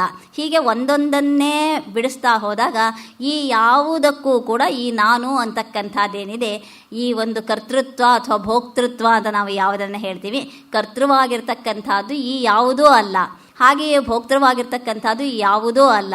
ಆದ್ದರಿಂದ ಕರ್ತೃತ್ವ ಭೋಕ್ತೃತ್ವವಾಗಿರ್ತಕ್ಕಂಥದ್ದು ಇದೆಲ್ಲಕ್ಕೂ ಭಿನ್ನವಾಗಿರ್ತಕ್ಕಂಥ ಇನ್ಯಾವುದೋ ಇರಬೇಕು ಅಂತಕ್ಕಂಥ ಈ ಒಂದು ವಿವೇಚನೆ ಏನಿದೆ, ಈ ಎಲ್ಲಕ್ಕೂ ಕೂಡ ಮನಸ್ಸು ಅಂತಕ್ಕಂಥದ್ದು ಯುಕ್ತಿಗಳನ್ನು ಹೊಂದಿಸಿಕೊಳ್ಳಬೇಕಾಗತ್ತೆ. ಆ ಯುಕ್ತಿಗಳನ್ನು ಹೊಂದಿಸಿಕೊಂಡು ಆತ್ಮನ ಸ್ವರೂಪ ಏನಿದೆ ಆ ಸ್ವರೂಪವನ್ನು ಮನಸ್ಸಿಗೆ ಶಾಸ್ತ್ರದ ಮೂಲಕ ಮನಸ್ಸಿಗೆ ತಂದುಕೊಂಡು ಆ ನಂತರ ಅದಕ್ಕೆ ಒಂದೊಂದನ್ನು ಹೊಂದಿಸಿಕೊಂಡು ಇದ್ಯಾವುದಕ್ಕಾದರೂ ಈ ಆತ್ಮದ ಲಕ್ಷಣ ಇದೆಯಾ ಅಂತ ಹೇಳಿ ವಿಚಾರ ಮಾಡಬೇಕು ಅಂತ ಹೇಳಿ ಸ್ವಾಮೀಜಿಯರು ಹೇಳ್ತಾರೆ. ಶಾಸ್ತ್ರದಲ್ಲಿ ಹೇಳಿರುವ ಆತ್ಮಸ್ವರೂಪ, ಶಾಸ್ತ್ರದಲ್ಲಿ ಹೇಳಿರ್ತಕ್ಕಂಥ ಆತ್ಮದ ಸ್ವರೂಪ ಅಂತಕ್ಕಂಥಾಗೆ ಒಂದೊಂದನ್ನೇ ಹೇಳ್ತಾರೆ. ಆತ್ಮನು ನಿತ್ಯನು ಅಂದರು. ಆತ್ಮ ಅಂತಕ್ಕಂಥ ಸ್ವರೂಪ ಅಂತಕ್ಕಂಥದ್ದು ಭೂತ ಭವಿಷ್ಯದ ವರ್ತಮಾನ ಇಲ್ಲದೆ ಇರತಕ್ಕಂಥ, ದೇಶಕಾಲ ಪರಿಚ್ಛಿನ್ನ ಇಲ್ಲದೆ ಇರತಕ್ಕಂಥ ನಿತ್ಯ ಅಂತ ಹೇಳಿದಾಗ ಈ ಶರೀರಾದಿಗಳಿಗೆ ಹೋಲಿಸಿಕೊಂಡಾಗ ಯಾರ ಶರೀರವೂ ನಿತ್ಯವಲ್ಲ. ಯಾರೂ ಹಿಂದೆ ಇದ್ದವರು ಯಾರೂ ಈಗ ಇಲ್ಲ, ಈಗ ಇರೋರು ಯಾರೂ ಮುಂದೆ ಇರೋದು ಇಲ್ಲ. ಆದ್ದರಿಂದ ಈ ಶರೀರ ಅಂತಕ್ಕಂಥದ್ದು ಆತ್ಮನಲ್ಲ ಅಂತ ಹೇಳಿ ಗೊತ್ತಾಗುತ್ತೆ. ಶರೀರಕ್ಕೆ ಸೇರಿರ್ತಕ್ಕಂಥ ಇಂದ್ರಿಯಾದಿಗಳು ಕೂಡ ಶರೀರದೊಡನೆಯೇ ಹೋಗೋದ್ರಿಂದ ಅದು ಯಾವುದೂ ಕೂಡ ಆತ್ಮನಲ್ಲ ಅಂತ ಹೇಳಿ ಆತ್ಮನು ನಿತ್ಯನು ಅಂತಕ್ಕಂಥ ಒಂದು ಶಾಸ್ತ್ರದಿಂದ ವಾಕ್ಯವನ್ನು ತೆಗೆದುಕೊಂಡು ಅದನ್ನು ಇದು ಶಾಸ್ತ್ರದಿಂದ ಶ್ರವಣ ಮಾಡಬೇಕು, ಆ ನಂತರ ಅದರ ಬಗ್ಗೆ ಮನನ ಮಾಡಬೇಕು. ಆತ್ಮನು ನಿತ್ಯನು ಅಂತ ಹೇಳಿದಾರಲ್ಲ, ಹಾಗಾದರೆ ನಿತ್ಯನಲ್ಲದೇ ಇರತಕ್ಕಂಥ ಅದನ್ನೆಲ್ಲ ತೆಗೀತಾ ಹೋಗಬೇಕು. ಯಾವ್ಯಾವುದು ನಿತ್ಯವಲ್ಲವೋ ಅದೆಲ್ಲವನ್ನೂ ತೆಗೆದರೆ ಯಾವುದು ಉಳಿಯುತ್ತೋ ಅದು ನಿತ್ಯ. ಆದ್ದರಿಂದ ಆ ರೀತಿಯಾಗಿ ಆ ದೃಷ್ಟಿ ಏನಿದೆ ಅದು ಶಾಸ್ತ್ರ ದೃಷ್ಟಿ, ಅದು ಪಾರಮಾರ್ಥಿಕವಾಗಿರ್ತಕ್ಕಂಥ ದೃಷ್ಟಿ. ಆ ಪಾರಮಾರ್ಥಿಕ ದೃಷ್ಟಿ ಅಂತಕ್ಕಂಥದಕ್ಕೆ ಈ ಕಣ್ಣು ಕಿವಿ ಯಾವುದೂ ಇಲ್ಲ, ಬೇಕೂ ಇಲ್ಲ. ಆದ್ದರಿಂದ ಯಾವ ಒಂದು ಇಲ್ಲೇ ಇರ್ತಕ್ಕಂಥ ಅಲ್ಲಿ ಆತ್ಮನು ನಿತ್ಯನು. ಹೀಗೇನೆ ಆತ್ಮನು ವಿಕಾರರಹಿತನು ಅಂತ ಹೇಳಿ ಇನ್ನೊಂದು ಗುಣವನ್ನು ಹೇಳಿದ್ರು. ಆತ್ಮನಿಗೆ ಯಾವುದೇ ವಿಕಾರಗಳಿಲ್ಲ. ವಿಕಾರಗಳು ಅಂತಂದಾಗ ಯಾವ ಜನ್ಮ, ಆನಂತರ ವೃದ್ಧಿಯಾಗುತ್ತೆ, ವೃದ್ಧಿಯಾದ ಮೇಲೆ ಒಂದು ಕೆಲವು ಕಾಲದವರೆಗೆ ಸ್ಥಿರವಾಗಿ ಉಳ್ಕೊಳ್ಳುತ್ತೆ, ಆನಂತರ ಅಪಕ್ಷೀಯತೆ, ಅದು 35 ವರ್ಷ ಆದಮೇಲೆ ದೇಹದಲ್ಲಿ ಕೋಶಗಳೇನಿದೆ ಈ ಕೋಶಗಳು ಅಂತಕ್ಕಂಥದ್ದು ಹುಟ್ಟಿನಂದಿನಿಂದ ಒಂದು ಕೋಶ ವಿಭಜನೆಯಾಗಿ ವಿಸ್ತಾರವಾಗಿ ದೇಹ ಬೆಳೀತಾ ಹೋಗುತ್ತೆ. 35 ವರ್ಷಗಳವರೆಗೆ ದೇಹ ಬೆಳವಣಿಗೆಯನ್ನು ಕಾಣಿಸುತ್ತೆ. ಆ ನಂತರ ಆ ಬೆಳವಣಿಗೆ ಅಂತಕ್ಕಂಥದ್ದು ಕ್ರಮೇಣ ಕಡಿಮೆಯಾಗುತ್ತಾ ಹೋಗುತ್ತೆ. ಅದನ್ನು ಅಪಚೀಯತೆ ಅಂತ ಹೇಳ್ತಾರೆ. ಆ ನಂತರ ಕೊನೆಗೆ ಮರಣವನ್ನು ಹೊಂದುತ್ತೆ. ಈ ರೀತಿಯಾಗಿರ್ತಕ್ಕಂಥ ಷಡ್ವಿಕಾರಗಳು ಅಂತ ಯಾವುದನ್ನು ಹೇಳ್ತೀವಿ, ಇಂತಹ ವಿಕಾರಗಳು ಅಂತಕ್ಕಂಥದ್ದು ಆತ್ಮನಿಗೆ ಇಲ್ಲ ಅಂತ ಹೇಳಿ ಶಾಸ್ತ್ರ ಹೇಳುತ್ತೆ. ಆವಾಗ ಮತ್ತೆ ಎಲ್ಲಕ್ಕೂ ಮತ್ತೆ ಮನನ ಮಾಡಬೇಕು. ಈ ಯಾವುದಕ್ಕಾದರೂ ಈ ಒಂದು ಗುಣ ಇದೆಯಾ, ಇಂತಹ ಗುಣ ಇದ್ದರೆ ಅದನ್ನು ಆತ್ಮ ಅಂತ ಹೇಳಿ ಕರಿಬೋದು. ಇಂತಹ ಗುಣ ಇಲ್ಲದೇ ಇರತಕ್ಕಂಥದ್ದನ್ನು ಆತ್ಮಸ್ವರೂಪ ಅಂತ ಹೇಳಿ ಹೇಳೋದಕ್ಕೆ ಆಗೋದಿಲ್ಲ. ಹಾಗೆ ಅದನ್ನು ತೆಗಿತಾ ಹೋಗಬೇಕು. ಹೀಗೆ ಬಾಲ್ಯಾದಿಗಳಲ್ಲಿ ಯಾವ ಒಂದು ನಮ್ಮ ದೇಹದಲ್ಲಿ ವಿಕಾರಗಳು ಅಂತಕ್ಕಂಥದ್ದು ಉಂಟಾಗುತ್ತೋ ಅಂತಹ ವಿಕಾರಗಳು ಇರ್ತಕ್ಕಂಥ ಯಾವುದೂ ಕೂಡ ಆತ್ಮನಲ್ಲ ಅಂತ ಹೇಳಿ, ಆದ್ದರಿಂದ ದೇಹಾದಿಗಳು ನಾನಲ್ಲ. ಆ ನಂತರ ಅಹಂ ಪ್ರತ್ಯಯ ಗಮ್ಯನಾಗಿರ್ತಕ್ಕಂಥ ಆತ್ಮ ಅಂದರು. ಆತ್ಮ ಅಂತಕ್ಕಂಥದ್ದಕ್ಕೆ ನಾನು ಆಚಾರ್ಯರು ಬ್ರಹ್ಮಸೂತ್ರ ಭಾಷ್ಯವನ್ನು ಹೇಳ್ತಕ್ಕಂಥ ಸಂದರ್ಭದಲ್ಲಿ ಪ್ರಾರಂಭದಲ್ಲೇ ಯುಷ್ಮದಸ್ಮತ್ ಪ್ರತ್ಯಯ ಗೋಚರಯೋಹೋ ಅಂತ ಹೇಳಿ ಪ್ರಾರಂಭ ಮಾಡ್ತಾರೆ. ಯುಷ್ಮತ್ ಪ್ರತ್ಯಯ ಅಂತಕ್ಕಂಥದ್ದು ನೀನು ಅಥವಾ ಅನಾತ್ಮ ಅಂತಕ್ಕಂಥದ್ದಕ್ಕೂ, ಅಸ್ಮತ್ ಪ್ರತ್ಯಯ ಅಂತಕ್ಕಂಥದ್ದಕ್ಕೆ ನಾನು ಅಂತಕ್ಕಂಥದ್ದು ಗೋಚರವಾಗುತ್ತೆ. ಅಂದರೆ ಅದರಿಂದ ಊಹಿಸಿಕೊಳ್ಳಬೇಕಾಗತ್ತೆ. ಅದರಿಂದ ಯಾವ ಒಂದು ವಸ್ತುವಿಗೆ ಏನನ್ನೂ ಊಹಿಸಿಕೊಳ್ಳೋದಕ್ಕೆ ಸಾಧ್ಯವಿಲ್ಲವೋ ಅದನ್ನು ಹೇಳ್ತಕ್ಕಂಥ ಸಂದರ್ಭದಲ್ಲಿ ನಾನು ಅಂತಕ್ಕಂಥದ್ದನ್ನು ಆತ್ಮಸ್ವರೂಪಕ್ಕೂ, ನೀನು ಅಂತಕ್ಕಂಥದ್ದನ್ನು ಉಳಿದದ್ದಕ್ಕೂ ಉಪಯೋಗಿಸ್ಕೊಳ್ಬಹುದು ಅಂತ ಹೇಳಿ ಆ ಒಂದು ವಿಚಾರವನ್ನು ಹೇಳಿದಾಗ, ಇಲ್ಲಿಯೂ ಕೂಡ ಅಹಂ ಪ್ರತ್ಯಯ ಗಮ್ಯನಾಗಿರ್ತಕ್ಕಂಥ ಆತ್ಮ ಅಂದಾಗ ಆತ್ಮನಿಗೆ ಅಹಂ ನಾನು ಅಂತಕ್ಕಂಥ ಹೆಸರು ಅಂತ ಅಲ್ಲ, ನಾನು ಅನ್ನೋದರಿಂದ ಅದನ್ನು ಗುರುತಿಸೋದಕ್ಕೆ ಸಾಧ್ಯ, ಊಹಿಸಿಕೊಳ್ಳೋದಕ್ಕೆ ಸಾಧ್ಯ. ಆದ್ದರಿಂದ ಇಲ್ಲಿ ನಾನು ಅಂತಕ್ಕಂಥದ್ದನ್ನು ಇಟ್ಟುಕೊಂಡು ನಾನು ಅಂತಕ್ಕಂಥದ್ದು ಯಾವಾಗಲೂ ಇಲ್ಲದೇ ಇರೋದಕ್ಕೆ ಸಾಧ್ಯನೇ ಇಲ್ಲ. ನಾನಿಲ್ಲ ಅಂತ ಯಾರೂ ಹೇಳೋದಿಲ್ಲ. ಇನ್ಯಾರೋ ಇಲ್ಲ ಅಂತ ಹೇಳ್ಬೋದು, ಮತ್ತೇನೋ ವಸ್ತು ಇಲ್ಲ ಅಂತ ಹೇಳ್ಬೋದು. ಆದರೆ ನಾನಿಲ್ಲ ಅಂತ ಹೇಳೋದಕ್ಕೆ ಆಗೋದಿಲ್ಲ. ನಾನಿಲ್ಲ ಅಂತ ಹೇಳಿದ್ರೆ ನಾನೇ ಹೇಳ್ತಾ ಇದ್ದೀನಲ್ಲ, ಇದೀನಲ್ಲ, ಹೇಳಬೇಕಾದ್ರೆ ಇರಲೇಬೇಕಲ್ಲ. ಆದ್ದರಿಂದ ಯಾರೂ ಕೂಡ ತನ್ನನ್ನು ತಾನು ಇಲ್ಲ ಅಂತ ಹೇಳ್ಕೊಳ್ಳೋದಕ್ಕೆ ಸಾಧ್ಯ ಇಲ್ಲ. ಆದ್ದರಿಂದ ಆ ನಾನು ಅಂತಕ್ಕಂಥದ್ದೇನಿದೆ, ಆ ನಾನು ಅಂತಕ್ಕಂಥದ್ದನ್ನು ಆತ್ಮಸ್ವರೂಪವನ್ನು ಗುರುತಿಸೋದಕ್ಕೆ ಒಂದು ಗುರುತು ಅಂತ ಹೇಳಿ ಇಟ್ಕೊಂಡಿದ್ದಾರೆ. ಅಷ್ಟೇ ಹೊರತು ನಾನು ಅಂತಕ್ಕಂಥದ್ದು ಅದಕ್ಕೇನು ಇಟ್ಟಿರ್ತಕ್ಕಂಥ ಹೆಸರೇನೋ ಅಲ್ಲ. ಆದ್ದರಿಂದ ಅಹಂ ಪ್ರತ್ಯಯ ಗಮ್ಯನಾಗಿರ್ತಕ್ಕಂಥ ಆತ್ಮಸ್ವರೂಪ ಅಂತ ಹೇಳಿ ಆ ಉಳಿದದನ್ನು ಯಾವುದನ್ನು ಕೂಡ ನಾನು ಅಂತಕ್ಕಂಥದ್ರಿಂದ ಹೇಳೋದಕ್ಕೆ ಆಗೋದಿಲ್ಲ. ಯಾಕೆಂತಂದರೆ ಕೈಯಿಂದಾಗ ನನ್ನ ಕೈ ಅಂತ ನಾನು ಹೇಳ್ತೀನಿ. ನನ್ನ ಕೈ ಅಂತ ಹೇಳಿದ್ರೆ ನನಗೆ ಸಂಬಂಧಪಟ್ಟ ಕೈ ಅಂತ ಹೇಳ್ತೀವಿ ಹೊರತು ನಾನು ಕೈ ಅಂತ ಹೇಳೋದಿಲ್ಲ. ನಾನೇ ಕೈ ಅಂತ ಹೇಳೋದಿಲ್ಲ, ಇದು ನನ್ನ ಕೈ ಅಂತ ಹೇಳ್ತೀವಿ. ಆದರೆ ನಾನು ಬೇರೆ ಇದ್ದೀನಿ, ಅದಕ್ಕೆ ಸಂಬಂಧಪಟ್ಟಿರ್ತಕ್ಕಂಥ ಕೈ ಇದು. ಹಾಗೆಯೇ ನನ್ನ ಮನಸ್ಸು ಅಂತ ಹೇಳಿದಾಗ ಮನಸ್ಸೇ ಬೇರೆ, ನಾನೇ ಬೇರೆ. ನನಗೆ ಮನಸ್ಸು ಸಂಬಂಧಪಟ್ಟಿದೆ ಅಂತ ಹೇಳ್ತೀನಿ ಹೊರತು ಮನಸ್ಸೇ ನಾನು ಮನಸ್ಸು ಅಂತ ಹೇಳ್ತಾ ಇಲ್ಲ. ಆದ್ದರಿಂದ ಇಲ್ಲಿ ಯಾವುದಕ್ಕೆ ನನ್ನ ಅಂತ ಸಂಬಂಧವನ್ನು ಹೇಳ್ಬೋದೋ ಅದೆಲ್ಲವೂ ನನಗಿಂತ ಬೇರೆ. ಯಾವುದಕ್ಕೆ ನನ್ನ ಅಂತ ಹೇಳೋದಕ್ಕೆ ಸಾಧ್ಯವಿಲ್ವೇ, ನಾನು ನನ್ನ ಸ್ವರೂಪವನ್ನೇ ನಾನು ಹೇಳ್ತಕ್ಕಂತಹ ಸಂದರ್ಭದಲ್ಲಿ, ನಾನು ನಿದ್ದೆ ಮಾಡಿರ್ತಕ್ಕಂಥ ಸಂದರ್ಭದಲ್ಲಿ ನಾನು ನಿದ್ದೆ ಮಾಡಿದ್ದೆ ಅಂತ ಹೇಳ್ತೀನಿ ಹೊರತು ಅಲ್ಲಿ ಇನ್ಯಾವುದನ್ನು ನನ್ನ ಅಂತ ಹೇಳಿ ನಿದ್ದೆ ಮಾಡಿದ್ದೆ ಅಂತ ಹೇಳೋದಕ್ಕೆ ಸಾಧ್ಯ ಇಲ್ಲ. ಉಳಿದ ಎಲ್ಲದರಲ್ಲೂ ಹೇಳ್ಬೋದು, ನನ್ನ ಕಣ್ಣು, ನನ್ನ ಕಿವಿ, ನನ್ನ ಇಂದ್ರಿಯಗಳು, ನನ್ನ ಪ್ರಾಣ ಎಲ್ಲವನ್ನೂ ಹೇಳ್ಬೋದು. ಆದರೆ ನನ್ನ ನಿದ್ದೆ ಅಂತ ಹೇಳ್ಬೋದು, ನನ್ನ ನಿದ್ದೆ ಅಂತ ಹೇಳ್ಬೋದು. ನನ್ನ ನಿದ್ದೆ ಅಂತಕ್ಕಂಥದ್ದು ಒಂದು ಅವಸ್ಥೆಯಾಯಿತು. ಆ ಅವಸ್ಥೆ ಅಂತಕ್ಕಂಥದ್ದು ಹೇಳ್ಬೋದು. ನಾನು ನಿದ್ದೆ ಮಾಡಿದೆ ಅಂತ ಹೇಳಲೇಬೇಕೇ ಹೊರತು ನನ್ನ ನಿದ್ದೆ ಅಂತ ಹೇಳೋದಕ್ಕೆ, ನನ್ನ ನಿದ್ದೆ ಮಾಡಿದೆ ಅಂತ ಹೇಳೋಕ್ಕಾಗೋದಿಲ್ಲ. ಹಾಗೆಯೇ ನಾನು ಎಚ್ಚರವಾಗಿದ್ದೀನಿ ಅಂತ ಹೇಳಬೇಕೇ ಹೊರತು ನನ್ನ ಎಚ್ಚರವಾಗಿದ್ದೀನಿ ಅಂತ ಹೇಳೋದಕ್ಕಾಗೋದಿಲ್ಲ. ಹಾಗೆ ಈ ಎಚ್ಚರ, ನಿದ್ದೆ, ಕನಸು ಅಂತಕ್ಕಂಥದ್ದೇನಿದೆ, ಇದನ್ನು ನೋಡ್ತಾ ಇರ್ತಕ್ಕಂಥ ಯಾವ ನಾನು ಇದೆ ಅದನ್ನು ಇಲ್ಲಿ ಸಾಕ್ಷಿ ಅಂತ ಹೇಳಿ ಕರೀತಾರೆ. ಯಾವ ಒಂದು ಸಾಕ್ಷಿ ಅಂತಕ್ಕಂಥದ್ದು ಎಚ್ಚರದಲ್ಲಿ ನೋಡ್ತಾ ಇದೆ, ಎಚ್ಚರದ ವಿಷಯಗಳನ್ನೆಲ್ಲ, ಹೊರಗಡೆ ವಿಷಯಗಳನ್ನೆಲ್ಲ ನೋಡ್ತಾ ಇದೆ. ನೋಡ್ತಾ ಇರ್ತಕ್ಕಂಥದ್ದು ಕಣ್ಣಾದರೂ ಕೂಡ ಅದನ್ನು ಸಾಕ್ಷಿಯಾಗಿ ನೋಡ್ತಾ ಇರ್ತಕ್ಕಂಥದ್ದು ನಿಜವಾಗಿರ್ತಕ್ಕಂಥದ್ದು ಕಣ್ಣಲ್ಲ, ಕಣ್ಣಿಗಿಂತ ಭಿನ್ನವಾಗಿರ್ತಕ್ಕಂಥ ನಾನು. ಆ ನಾನು ಅಂತಕ್ಕಂಥದ್ದೇ ಕನಸಿಗೆ ಹೋಗುತ್ತೆ. ಕನಸಿಗೆ ಹೋಗಿರ್ತಕ್ಕಂತಹ ಸಂದರ್ಭದಲ್ಲಿ ಎಚ್ಚರದಲ್ಲಿದ್ದಂಥ ಯಾವ ಅನುಭವಗಳಿದೆ ಅದರ ವಾಸನೆಯ ಮೂಲಕ ಆ ಒಂದು ಕನಸಿನಲ್ಲಿ ಯಾವುದೋ ಚಿತ್ರಗಳನ್ನೆಲ್ಲ ಸೃಷ್ಟಿ ಮಾಡಿಕೊಂಡು ಅದರಲ್ಲಿ ಅನುಭವವನ್ನು ಪಡೆಯುತ್ತೆ. ಆ ನಂತರ ನಿದ್ದೆಗೆ ಹೋಗುತ್ತೆ, ಸುಖವಾಗಿರ್ತಕ್ಕಂಥ ನಿದ್ದೆಯನ್ನು ಮಾಡುತ್ತೆ, ಮತ್ತೆ ಎಚ್ಚರಕ್ಕೆ ಬರುತ್ತೆ. ಈ ಎಚ್ಚರಕ್ಕೆ ಬಂದಾಗಿರ್ತಕ್ಕಂತಹ ಸಂದರ್ಭದಲ್ಲಿ ನಾನು ಇಷ್ಟೊಂದು ಕನಸು ನೋಡಿದೆ, ಬೆಳಗ್ಗೆ ರಾತ್ರಿ 10 ಗಂಟೆಗೆ ಮಲ್ಕೊಂಡೆ, 12 ಗಂಟೆಯಲ್ಲಿ ಒಂದ್ಸಲ ಎಚ್ಚರ ಆಯಿತು ನನಗೆ. ಎಚ್ಚರ ಆದಾಗ 10 ಗಂಟೆಯಿಂದ 12 ಗಂಟೆಗೆ ಯಾವಾಗಲೂ ನಿದ್ದೆಗೆ ಹೋಗತಕ್ಕಂತಹ ಸಂದರ್ಭ ಅಥವಾ ನಿದ್ದೆಯಿಂದ ಹೊರಗಡೆ ಬರ್ತಕ್ಕಂತಹ ಸಂದರ್ಭದಲ್ಲಿಯೇ ಕನಸು ಬೀಳೋದು.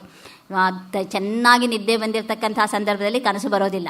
ಅದಕ್ಕೇ ಬೆಳಗಿನ ಜಾವದಲ್ಲಿ ಕನಸುಗಳು ಬರೋದು ಹೆಚ್ಚು, ಎಚ್ಚರವಾಗ್ತಕ್ಕಂತಹ ಸಂದರ್ಭ. ಆದ್ದರಿಂದ ಆ ಒಂದು ಸಂದರ್ಭದಲ್ಲಿ ಕನಸು ಕಂಡದ್ದನ್ನು ಎಚ್ಚರಕ್ಕೆ ಬಂದ ಮೇಲೆ ನಾವು ವಿಶ್ಲೇಷಣೆಯನ್ನು ಮಾಡ್ತೀವಿ. ಎಚ್ಚರಕ್ಕೆ ಬಂದ ಮೇಲೆ ವಿಶ್ಲೇಷಣೆಯನ್ನು ಮಾಡಿ ಇಂಥ ಕನಸನ್ನು ಕಂಡೆ, ಚೆನ್ನಾಗಿರ್ತಕ್ಕಂಥ ಕನಸಾದರೆ ಸಂತೋಷ ಪಡ್ಕೋತೀವಿ, ಭಯಂಕರವಾಗಿರ್ತಕ್ಕಂಥ ಕನಸೇನಾದರೂ ಬಿದ್ದರೆ ಸದ್ಯ ಮುಗೀತಲ್ಲಪ್ಪ, ಸದ್ಯ ಅದು ಕನಸಲ್ಲ ಅಂತ ಹೇಳಿ ಸಮಾಧಾನ ಪಟ್ಕೊಳ್ತೀವಿ. ಏನಾದರೂ ಆಗಲಿ ವಿಶ್ಲೇಷಣೆ ಮಾಡ್ತಾ ಇರ್ತಕ್ಕಂಥದ್ದು ಎಚ್ಚರದಲ್ಲಿರ್ತಕ್ಕಂಥ ಆತ್ಮ. ಎಚ್ಚರದಲ್ಲಿರ್ತಕ್ಕಂಥ ಆತ್ಮನಿಗೆ ವಿಶ್ವ ಅಂತಕ್ಕಂಥ ಹೆಸರನ್ನು ಕೊಡ್ತಾರೆ. ಯಾಕೆಂದರೆ ವಿಶ್ವದಲ್ಲಿ ಇರ್ತಕ್ಕಂಥದ್ದೆಲ್ಲವನ್ನೂ ಅದು ನೋಡುತ್ತೆ ಅಂತಕ್ಕಂಥ ದೃಷ್ಟಿಯಿಂದ. ಆ ವಿಶ್ವ ಅಂತಕ್ಕಂಥ ಆತ್ಮ ಎಚ್ಚರದಲ್ಲಿರ್ತಕ್ಕಂಥ ಆತ್ಮನಾದರೆ ಅದು ಕನಸನ್ನು ನೋಡಿಲ್ಲ. ಕನಸಿನಲ್ಲಿರ್ತಕ್ಕಂಥ ಆತ್ಮನಿಗೆ ತೈಜಸ ಅಂತಕ್ಕಂಥ ಹೆಸರನ್ನು ಕೊಡ್ತಾರೆ. ಕನಸಿನಲ್ಲಿರ್ತಕ್ಕಂಥ ತೈಜಸ ಇದನ್ನು ನೋಡಿಲ್ಲ, ಆದರೆ ಇದು ಹೇಳ್ತಾ ಇದೆ ನಾನು ಕನಸು ನೋಡಿದೆ ಅಂತ, ನಾನು ಕನಸಿನಲ್ಲಿ ಇದನ್ನು ನೋಡಿದೆ. ಹಾಗೆಯೇ ನಿದ್ದೆಗೆ ಹೋದಾಗ ಪ್ರಾಜ್ಞಾ ಅಂತ ಯಾವ ಒಂದು ಆತ್ಮಸ್ವರೂಪವನ್ನು ಹೇಳ್ತೀವೋ ಆ ಆತ್ಮಸ್ವರೂಪ ಅಂತಕ್ಕಂಥದ್ದು ನಿದ್ದೆಯಲ್ಲಿ ಇತ್ತು. ಎಚ್ಚರಕ್ಕೆ ಬಂದಾಗ ವಿಶ್ವ ಹೇಳ್ತಾ ಇದ್ದಾನೆ ನಾನು ಚೆನ್ನಾಗಿ ನಿದ್ದೆ ಮಾಡಿದೆ ಅಂದ ಮೇಲೆ ಪ್ರಾಜ್ಞಾ, ತೈಜಸ, ವಿಶ್ವ ಅಂತ ಯಾವುದನ್ನು ನಾವು ಕರಿತಾ ಇದ್ದೀವೋ ಈ ಮೂರು ಒಂದೇ ಆಗಿರಬೇಕು. ಅನುಸ್ಯೂತವಾಗಿ ಎಚ್ಚರದಲ್ಲಿ ಯಾವ ಆತ್ಮ ಇದೆಯೋ ಅದೇ ಕನಸಿಗೆ ಹೋಗಿ ಕನಸು ನೋಡಿರಬೇಕು, ಅದೇ ಚೆನ್ನಾಗಿ ನಿದ್ದೆ ಮಾಡಿ ಸುಖವಾಗಿ ನಿದ್ದೆ ಮಾಡಿರಬೇಕು. ಆವಾಗ ಎಚ್ಚರದಲ್ಲಿ ಬಂದು ನಾನು ಸುಖವಾಗಿ ನಿದ್ದೆ ಮಾಡಿದೆ, ನಾನು ಕನಸು ನೋಡಿದೆ ಅನ್ನೋದಕ್ಕೆ ಅರ್ಥ ಇದೆ. ಮೂರೂ ಬೇರೆ ಬೇರೆ ಆಗಿದ್ದಿದ್ರೆ ಈ ಒಂದು ಅದು ನೋಡಿದ್ದನ್ನ ಇದಾಗಲಿ, ನೀವು ಯಾರೋ ನಿಮ್ಮ ಮನೇಲಿ ಏನೋ ಮಾಡ್ಕೊಂಡಿದ್ದನ್ನು ನಾನು ಖಂಡಿತ ನೋಡೋದಕ್ಕೆ ಆಗೋದಿಲ್ಲ, ಹೇಳೋದಕ್ಕೂ ಆಗೋದಿಲ್ಲ. ಹಾಗೆ ನನ್ನ ಮನೆ ಅಂತಕ್ಕಂಥ ಈ ಒಂದು ಶರೀರದಲ್ಲಿ ಯಾವ ಒಂದು ಆತ್ಮ ಅಂತಕ್ಕಂಥ ಇದೆಯೋ ಅದಕ್ಕೆ ಮೂರು ಬೇರೆ ಬೇರೆ ರೂಪಗಳನ್ನು, ಸ್ಥಾನಗಳನ್ನು ಹೇಳಬಹುದೇ ಹೊರತು ಮೂರು ಒಂದಕ್ಕಿಂತ ಒಂದು ಭಿನ್ನವಾಗಿರೋದಕ್ಕೆ ಸಾಧ್ಯ ಇಲ್ಲ. ಒಂದು ಶರೀರದಲ್ಲಿ ಮೂರು ಆತ್ಮಗಳಿರೋದಕ್ಕೆ ಆಗೋದಿಲ್ಲ. ಹಾಗೇನೇ ಇದಕ್ಕೂ ಹೇಳ್ತಾರೆ, ಒಂದು ಶರೀರದಲ್ಲಿ ಅನ್ನಮಯ, ಪ್ರಾಣಮಯ ಅಂತ ಹೇಳಿ ಯಾವ ಒಂದು ಪಂಚವಿಧವಾಗಿರ್ತಕ್ಕಂಥ ಆತ್ಮವನ್ನು ಹೇಳ್ತಾರೋ ಆ 5 ಆತ್ಮಗಳಿರೋದಕ್ಕೆ ಸಾಧ್ಯ ಇಲ್ಲ. ಈ ಎಲ್ಲವನ್ನೂ ನೋಡ್ತಾ ಇರ್ತಕ್ಕಂಥದ್ದು ಒಂದೇ ಆತ್ಮಸ್ವರೂಪ. ಆ ಆತ್ಮಸ್ವರೂಪ ಅಂತಕ್ಕಂಥದ್ದು ಎಚ್ಚರವನ್ನೂ ನೋಡಿದೆ, ಕನಸಿಗೆ ಹೋದಾಗ ಎಚ್ಚರವನ್ನು ಬಿಟ್ಟು ಕನಸನ್ನು ನೋಡಿದೆ, ಇನ್ನೇನಕ್ಕೆ ಹೋದಾಗ ಅದನ್ನು ನೋಡಿದೆ. ಈ ಸಾಕ್ಷಿಯಾಗಿರ್ತಕ್ಕಂಥವನು ಹಾಗಾದರೆ ಎಚ್ಚರವನ್ನೂ ನಿಜವಾಗಿ ಕರ್ತೃವೂ ಅಲ್ಲ, ಎಚ್ಚರಕ್ಕೆ ಇದು ಆಗಿಲ್ಲ, ಸಾಕ್ಷಿಯಾಗಿ ಹಿಂದೆ ಇದ್ದಾನೆ. ಯಾವುದೋ ಒಂದು ಚೈತನ್ಯ ಅಂತಕ್ಕಂಥದ್ದು ಈ ಕೆಲಸವನ್ನು ಮಾಡಿಸ್ತಾ ಇರ್ತಕ್ಕಂಥದ್ದನ್ನು ಸುಮ್ಮನೆ ನೋಡ್ತಾ ಇರ್ತಕ್ಕಂಥವನು ಸಾಕ್ಷಿ. ಸಾಕ್ಷಿಯಾಗಿರ್ತಕ್ಕಂಥ ಈ ಸ್ವರೂಪವೇ ಮೂರಲ್ಲೂ ಅನುಸ್ಯೂತವಾಗಿದ್ದರೆ ಮೂರನ್ನು ದೂರ ನಿಂತ್ಕೊಂಡು ಸುಮ್ಮನೆ ನೋಡ್ತಾ ಇದ್ದು ಆ ನಂತರ ಮೂರನ್ನು ವಿಶ್ಲೇಷಣೆ ಮಾಡಬೇಕು ಅಂದಾಗ ಮೂರೂ ಕೂಡ ಅವನಿಗೆ ಚೆನ್ನಾಗಿ ಗೊತ್ತಿರುತ್ತೆ. ಎಲ್ಲದರಲ್ಲಿಯೂ ಅವನೇ ಇರ್ತಕ್ಕಂಥ ಸಂದರ್ಭದಲ್ಲಿ, ಎಲ್ಲವನ್ನೂ ಅವನೇ ನೋಡಿರ್ತಕ್ಕಂಥ ಸಂದರ್ಭದಲ್ಲಿ ಈ ರೀತಿಯಾಗಿರ್ತಕ್ಕಂಥ ಜಾಸ್ತಿ ಯಾವುದು ಸಾಧ್ಯವೋ ಅಂತಹ ಒಂದು ಇದೇನಿದೆ ಅದು ಅಹಂ ಪ್ರತ್ಯೇಗಮ್ಯನಾಗಿರ್ತಕ್ಕಂಥ ಆತ್ಮ. ಅಂತಹ ಆತ್ಮಸ್ವರೂಪ ಅಂತಕ್ಕಂಥದ್ದು ಅದರಲ್ಲಿ ಯಾವುದೇ ವಿಕಾರ ಅಂತಕ್ಕಂಥದ್ದು ಇರೋದಿಲ್ಲ. ಯಾಕೆಂತಂದರೆ ಅದರಲ್ಲಿ ಯಾವ ಕರ್ತೃತ್ವವೂ ಇಲ್ಲ, ಭೋಕ್ತೃತ್ವವೂ ಇಲ್ಲ. ಕರ್ತೃತ್ವ ಭೋಕ್ತೃತ್ವಗಳು ಇದ್ರೇನೇ ಪುಣ್ಯ ಪಾಪ ಅಂತಕ್ಕಂಥದ್ದು ಸೇರ್ತಕ್ಕಂಥದ್ದು. ನಾನು ಮಾಡಿದೆ ಅಂತಂದಾಗ ಅದರ ಫಲ ಅಂತಕ್ಕಂಥದ್ದು, ಯಾವುದೇ ಒಂದು ಕ್ರಿಯೆಯ ಫಲ ಅಂತಕ್ಕಂಥದ್ದು ಯಜಮಾನನಿಗೆ ಸೇರಬೇಕಾಗಿರ್ತಕ್ಕಂಥದ್ದು. ನಾನು ಏನಾದರೂ ಪುಣ್ಯವನ್ನಾಗಲಿ ಅಥವಾ ಪಾಪವನ್ನಾಗಲಿ ಅಥವಾ ಯಾವುದನ್ನೇ ಆಗಲಿ ಮಾಡಿದರೆ, ಒಂದು ಹಣ್ಣನ್ನು ನಾನು ಕೊಂಡುಕೊಂಡ್ರೆ ಆ ಹಣ್ಣಿಗೆ ನಾನು ಯಜಮಾನನಾಗಿರ್ತೀನಿ. ಅದನ್ನು ತಿನ್ನೋದಕ್ಕೆ, ಅದಕ್ಕೆ ಭೋಕ್ತೃವಾಗೋದಕ್ಕೆ ನನಗೆ ಅರ್ಹತೆ ಅಂತಕ್ಕಂಥದ್ದು ಇದೆ. ಹಾಗೆ ಯಾವುದೇ ಒಂದು ವಸ್ತುವಿಗೆ ಕರ್ತೃತ್ವ ಅಥವಾ ಭೋಕ್ತೃತ್ವ ಅಂತ ಬರಬೇಕಾದ್ರೆ ಅದರ ಯಜಮಾನಿಕೆ ನನಗೆ ಸೇರಿರಬೇಕು. ಯಾರದ್ದನ್ನೂ ನಾನು ಭೋಗಿಸೋದಕ್ಕೆ ಆಗೋದಿಲ್ಲ. ಯಾರೋ ಮಾಡಿರ್ತಕ್ಕಂಥ ಪುಣ್ಯ ಪಾಪವನ್ನು ನಾನು ಭೋಗಿಸೋದಕ್ಕೆ ಆಗೋದಿಲ್ಲ. ನಾನು ಮಾಡಿರ್ತಕ್ಕಂಥ ಪುಣ್ಯ ಮತ್ತು ಪಾಪಗಳಿಗೆ ನಾನೇ ಕರ್ತೃ, ನಾನೇ ಭೋಕ್ತೃ. ಹಾಗೆ ನಾನೇ ಕರ್ತೃ, ನಾನೇ ಭೋಕ್ತೃವಾಗಿರ್ತಕ್ಕಂಥ ಪುಣ್ಯ ಪಾಪಗಳನ್ನ ಅನುಭವಿಸ್ತಾ ಇರ್ತಕ್ಕಂಥವನಾಗಿದ್ದಿದ್ರೆ ಆ ಒಂದು ಸ್ವರೂಪ ಅಂತಕ್ಕಂಥ ಅದರಲ್ಲಿ ಪುಣ್ಯ ಪಾಪಗಳಿಗೆ ತಕ್ಕ ಹಾಗೆ ಏರಿಕೆ, ಇಳಿಕೆ, ವ್ಯತ್ಯಾಸ, ವಿಕಾರ ಎಲ್ಲವೂ ಕೂಡ ಇರಬೇಕಾಗಿತ್ತು. ಆದರೆ ಇಲ್ಲಿ ಶಾಸ್ತ್ರ ಹೇಳ್ತಾ ಇದೆ ಅವಿಕಾರಿಯಾಗಿರ್ತಕ್ಕಂಥ ಆತ್ಮಸ್ವರೂಪ. ಆದ್ದರಿಂದ ಯಾವ ನಾನು ಅಂತ ಅದು ಸೇರಿಕೊಂಡಾಗ ಅದಕ್ಕೆ ಜೀವಾತ್ಮ ಅಂತಕ್ಕಂಥ ಹೆಸರು ಬರುತ್ತೆ. ಅದಕ್ಕೆ ವಿಶ್ವ, ತೈಜಸ ಎಲ್ಲವನ್ನು ಹೆಸರು ಕೊಡ್ತೀವಿ. ಈ ನಾಮರೂಪಗಳನ್ನೂ ಮೀರಿರ್ತಕ್ಕಂಥ ಇದನ್ನು ಸುಮ್ಮನೆ ನೋಡ್ತಾ ಇರತಕ್ಕಂಥ ಯಾವ ಒಂದು ಸ್ವರೂಪ ಇದೆ, ಆ ಒಂದು ಸ್ವರೂಪ ಅಂತಕ್ಕಂಥದ್ದಕ್ಕೆ ನಾನು ಅಂತ ಬೇಕಾದರೆ ಹೇಳ್ಬೋದು. ಅದರಲ್ಲಿ ನಾನು ಅಂತ ಹೇಳ್ತಕ್ಕಂಥದ್ದು ಕೂಡ ಸಾಧ್ಯ ಇಲ್ಲ. ನಿದ್ದೆಯಲ್ಲಿ ಹೇಗೆ ನಾನು ಅಂತ ಹೇಳ್ಕೊಳ್ಳೋದಕ್ಕೂ ಸಾಧ್ಯವಿಲ್ಲೋ, ನಾನು ಅಂತ ಹೇಳ್ತಕ್ಕಂಥದ್ದು ಎಚ್ಚರಿಕೆ ಬಂದ ಮೇಲೇ. ನಿದ್ದೆಯಲ್ಲಿ ನಿದ್ದೆಯನ್ನು ವಿಮರ್ಶೆ ಮಾಡೋದಕ್ಕೆ ಆಗೋದೇ ಇಲ್ಲ. ಚೆನ್ನಾಗಿ ನಿದ್ದೆ ಮಾಡ್ತಾ ಇದ್ದೀನಿ ಅಂತಕ್ಕಂಥದ್ದು ನಿದ್ದೆ ಮಾಡ್ತಾ ಇದ್ದಾಗ ಗೊತ್ತಾಗೋದಿಲ್ಲ. ಎಚ್ಚರಿಕೆ ಬಂದ ಮೇಲೆ ಹೌದು ನಾನು ಚೆನ್ನಾಗಿ ನಿದ್ದೆ ಮಾಡಿದೆ ಅಂತ ಗೊತ್ತಾಗುತ್ತೆ. ಹಾಗೆ ನಮ್ಮ ವಿಮರ್ಶೆ ಏನಿದ್ರೂ ಕೂಡ ಎಚ್ಚರದ ಅವಸ್ಥೆಗೆ ಮೀಸಲು. ಯಾಕೆ ಅಂತಂದರೆ ಎಚ್ಚರದ ಅವಸ್ಥೆಯಲ್ಲಿ ವಿಂಗಡವಾಗಿರುತ್ತೆ, ವಸ್ತು ಬೇರೆ ಇರುತ್ತೆ, ನಾನು ಬೇರೆ ಇದ್ದೀನಿ. ಆದ್ದರಿಂದ ನನ್ನ ಮುಂದಿರ್ತಕ್ಕಂಥ ವಸ್ತುವನ್ನು ನಾನು ವಿಮರ್ಶೆ ಮಾಡಬಲ್ಲೆ. ನನ್ನ ಎದುರಿಗಿರ್ತಕ್ಕಂಥ ಈ ಪುಸ್ತಕವನ್ನು ವಿಮರ್ಶೆ ಮಾಡುವಂತಂದರೆ ನಾನು ಪುಸ್ತಕವನ್ನು ವಿಮರ್ಶೆ ಮಾಡಬಲ್ಲೆ. ನಾನೇ ಪುಸ್ತಕವಾಗಿಬಿಟ್ರೆ ನನ್ನ ಪುಸ್ತಕವು ನನ್ನಲ್ಲಿಯೇ ಸೇರಿ ಹೋಗಿಬಿಟ್ರೆ ಅದನ್ನು ಇನ್ನು ವಿಷಯ ಅಂತಕ್ಕಂಥದ್ದು ಬೇರೆ ಇಲ್ಲದೆಯೇ ಇದ್ದರೆ ಅದನ್ನು ವಿಮರ್ಶೆ ಮಾಡೋದಕ್ಕೂ ಸಾಧ್ಯ ಇಲ್ಲ. ಆದ್ದರಿಂದ ಅಂತಹ ಒಂದು ಸ್ಥಿತಿ ಅಂತಕ್ಕಂಥದ್ದು ಅಹಂ ಪ್ರತ್ಯೇಗಮ್ಯನಾಗಿರ್ತಕ್ಕಂಥ ಆತ್ಮ. ಅಂತಹ ಆತ್ಮನಿಗೆ ಕರ್ಮದಿಂದ ಆಗತಕ್ಕಂಥ ಯಾವ ಫಲವೂ ಇಲ್ಲ. ಯಾಕೆಂತಂದರೆ ಅವನು ಕರ್ಮವನ್ನು ಮಾಡಿಲ್ಲ. ಕರ್ಮ ಅಂತಕ್ಕಂಥದ್ದು ಯಜಮಾನನಿಗೆ, ಕರ್ಮದ ಫಲ ಅಂತಕ್ಕಂಥದ್ದು ಯಜಮಾನನಿಗೆ ಸೇರಬೇಕಾಗಿರೋದ್ರಿಂದ ಇಲ್ಲಿ ಯಜಮಾನರೇ ಇಲ್ಲ. ಯಾವುದನ್ನು ಕೂಡ ನಾನು ಮಾಡಿಲ್ಲ. ನಾನು ಹಿಂದೆ ನಿಮಗೆ ಬೇರೆ ಕಡೆಗಳಲ್ಲಿ ಒಂದು ಕಥೆಯನ್ನು ಸಾಕಷ್ಟು ಸಲ ಹೇಳಿದ್ದೀನಿ. ಇಬ್ಬರು ಬೌದ್ಧ ಸನ್ಯಾಸಿಗಳು ಹೊಳೆಯ ದಡದಲ್ಲಿ ಮಾತಾಡ್ತಾ ವಾಕಿಂಗ್ ಬರ್ತಾಯಿದ್ರು. ಯಾರೋ ಪಾಪ ಹೆಂಗಸು ಏನು ಮಾಡಲಿಕ್ಕೆ ಹೋಗಿ ಜಾರಿ ನೀರೊಳಗೆ ಬಿದ್ದುಬಿಟ್ಲು. ಸರಿ, ಒಬ್ಬ ಸನ್ಯಾಸಿ ತಕ್ಷಣ ನೀರೊಳಗೆ ಧುಮುಕಿ ಆಕೆಯನ್ನು ಮೇಲಕ್ಕೆ ಎತ್ತಿ ತಂದು ಯಾವ ಒಂದು ಪ್ರಥಮ ಚಿಕಿತ್ಸೆಯನ್ನು ಕೊಡಬೇಕೋ ಅದನ್ನು ಮಾಡ್ದ. ಆನಂತರ ಅವಳು ಸ್ವಲ್ಪ ಸುಧಾರಿಸ್ಕೊಂಡು ಬಿಟ್ಟು ಇಬ್ಬರು ಮನೆಗೆ ಹೋದರು. ಅವರ ವಿಹಾರಕ್ಕೆ ಹೋದರು, ಮನೆ ಅಲ್ವಲ್ಲ, ವಿಹಾರಕ್ಕೆ ಹೋದ ಮೇಲೆ ರಾತ್ರಿ, ಇದು ಬೆಳಗಿನ ವಾಕಿಂಗ್ನ ಟೈಮ್ನಲ್ಲಿ ನಡೆದದ್ದು. ರಾತ್ರಿ ಇಬ್ಬರು ಮಲಗಿದ್ದಾರೆ. ಇನ್ನೊಬ್ಬ ಸನ್ಯಾಸಿ ಇದ್ನಲ್ಲ, ಅವನು ಇವನನ್ನು ಕೇಳ್ದ, ಅಲ್ಲ ನೀನು ಬೆಳಗ್ಗೆ ಆ ಹೆಂಗಸನ್ನು ಮುಟ್ಟಿ ಅವಳನ್ನು ಹೊತ್ಕೊಂಡು ಬಂದು ಅವಳಿಗೆ ಇದೆಲ್ಲ ಕೊಟ್ಟು ಇದೆಲ್ಲ ಮಾಡಿಬಿಟ್ಟಿಯಲ್ಲ, ಸನ್ಯಾಸಿ ಆಗಿರ್ತಕ್ಕಂಥವನು ನಿನಗೆ ಇದು ಸರಿನಾ ಅಂತ ಹೇಳಿ ಇವನನ್ನು ಪ್ರಶ್ನೆ ಮಾಡಿದಂತೆ. ಆಗ ಇವನು ಹೇಳಿದಂತೆ, ಅಯ್ಯೋ ನೀನು ಅವಳನ್ನು ಇನ್ನೂ ಹಿಡ್ಕೊಂಡಿದೀಯಾ, ನಾನು ಅವಳನ್ನು ಅಲ್ಲೇ ಬಿಟ್ಟುಬಿಟ್ಟೇನು. ಯಾವ ಒಂದು ಕರ್ತವ್ಯ ಆ ಒಂದು ಸಂದರ್ಭದಲ್ಲಿ ಆ ಒಂದು ಪ್ರಾಣವನ್ನು ಉಳಿಸಬೇಕು ಅಂತಕ್ಕಂಥ ಒಂದೇ ದೃಷ್ಟಿಯಿಂದ ಮಾಡಿದ್ದೇನೆ ಹೊರತು ನಾನು ಮಾಡಿದ್ದೀನಿ ಅಂತಾಗಲಿ ಅದರ ಪುಣ್ಯವಾಗಲಿ ಪಾಪವಾಗಲಿ ನನಗೆ ಸೇರಬೇಕು ಅಂತಾಗಲಿ ಆ ಅಟ್ಯಾಚ್ಮೆಂಟ್ ಅಂತಕ್ಕಂಥದ್ದು ಇಲ್ಲದೆ ಮಾಡಿರ್ತಕ್ಕಂಥದ್ರಲ್ಲಿ ಪುಣ್ಯವೂ ಇಲ್ಲ, ಪಾಪವೂ ಇಲ್ಲ. ಅವನು ಸನ್ಯಾಸಿಯಾಗಿ ಮಾಡಿರ್ತಕ್ಕಂಥ ಕರ್ತವ್ಯ ಅಂತಕ್ಕಂಥದ್ದು ಉತ್ತಮವಾಗಿರ್ತಕ್ಕಂಥ ಕರ್ತವ್ಯ. ಇವನು ರಾತ್ರಿ ಆದರೂ ಇನ್ನೂ ಅದನ್ನೇ ಹಿಡ್ಕೊಂಡಿದ್ದ. ಅವನು ಮಾಡಿದ್ದು ಸರಿಯೋ ತಪ್ಪೋ ಅಂತ ಹೇಳಿ ಇವನು ಅವನನ್ನು ವಿಶ್ಲೇಷಣೆ ಮಾಡ್ತಕ್ಕಂಥ ಯಾವ ಸಂದರ್ಭ ಇದೆ, ಇವನಿಗೆ ಅಟ್ಯಾಚ್ಮೆಂಟ್ ಇದೆ. ಹೀಗೆ ಯಾವ ಕರ್ತವ್ಯ ಅಂತಕ್ಕಂಥದ್ದನ್ನು ನಾನು ಮಾಡಿದ್ದೀನಿ ಅಂತಕ್ಕಂಥ ಭಾವನೆ ಇಲ್ಲದೆ ನಾವು ಮಾಡ್ತೀವೋ ಆವಾಗ ಅದರ ಫಲ ಅಂತಕ್ಕಂಥದ್ದು ನಮಗೆ ಸೇರೋದಿಲ್ಲ. ಆ ಒಂದು ಆತ್ಮಸ್ವರೂಪ ಅಂತಕ್ಕಂಥದ್ದು ಆ ರೀತಿಯಲ್ಲಿ ಅಸಂಗವಾಗಿರಬೇಕು.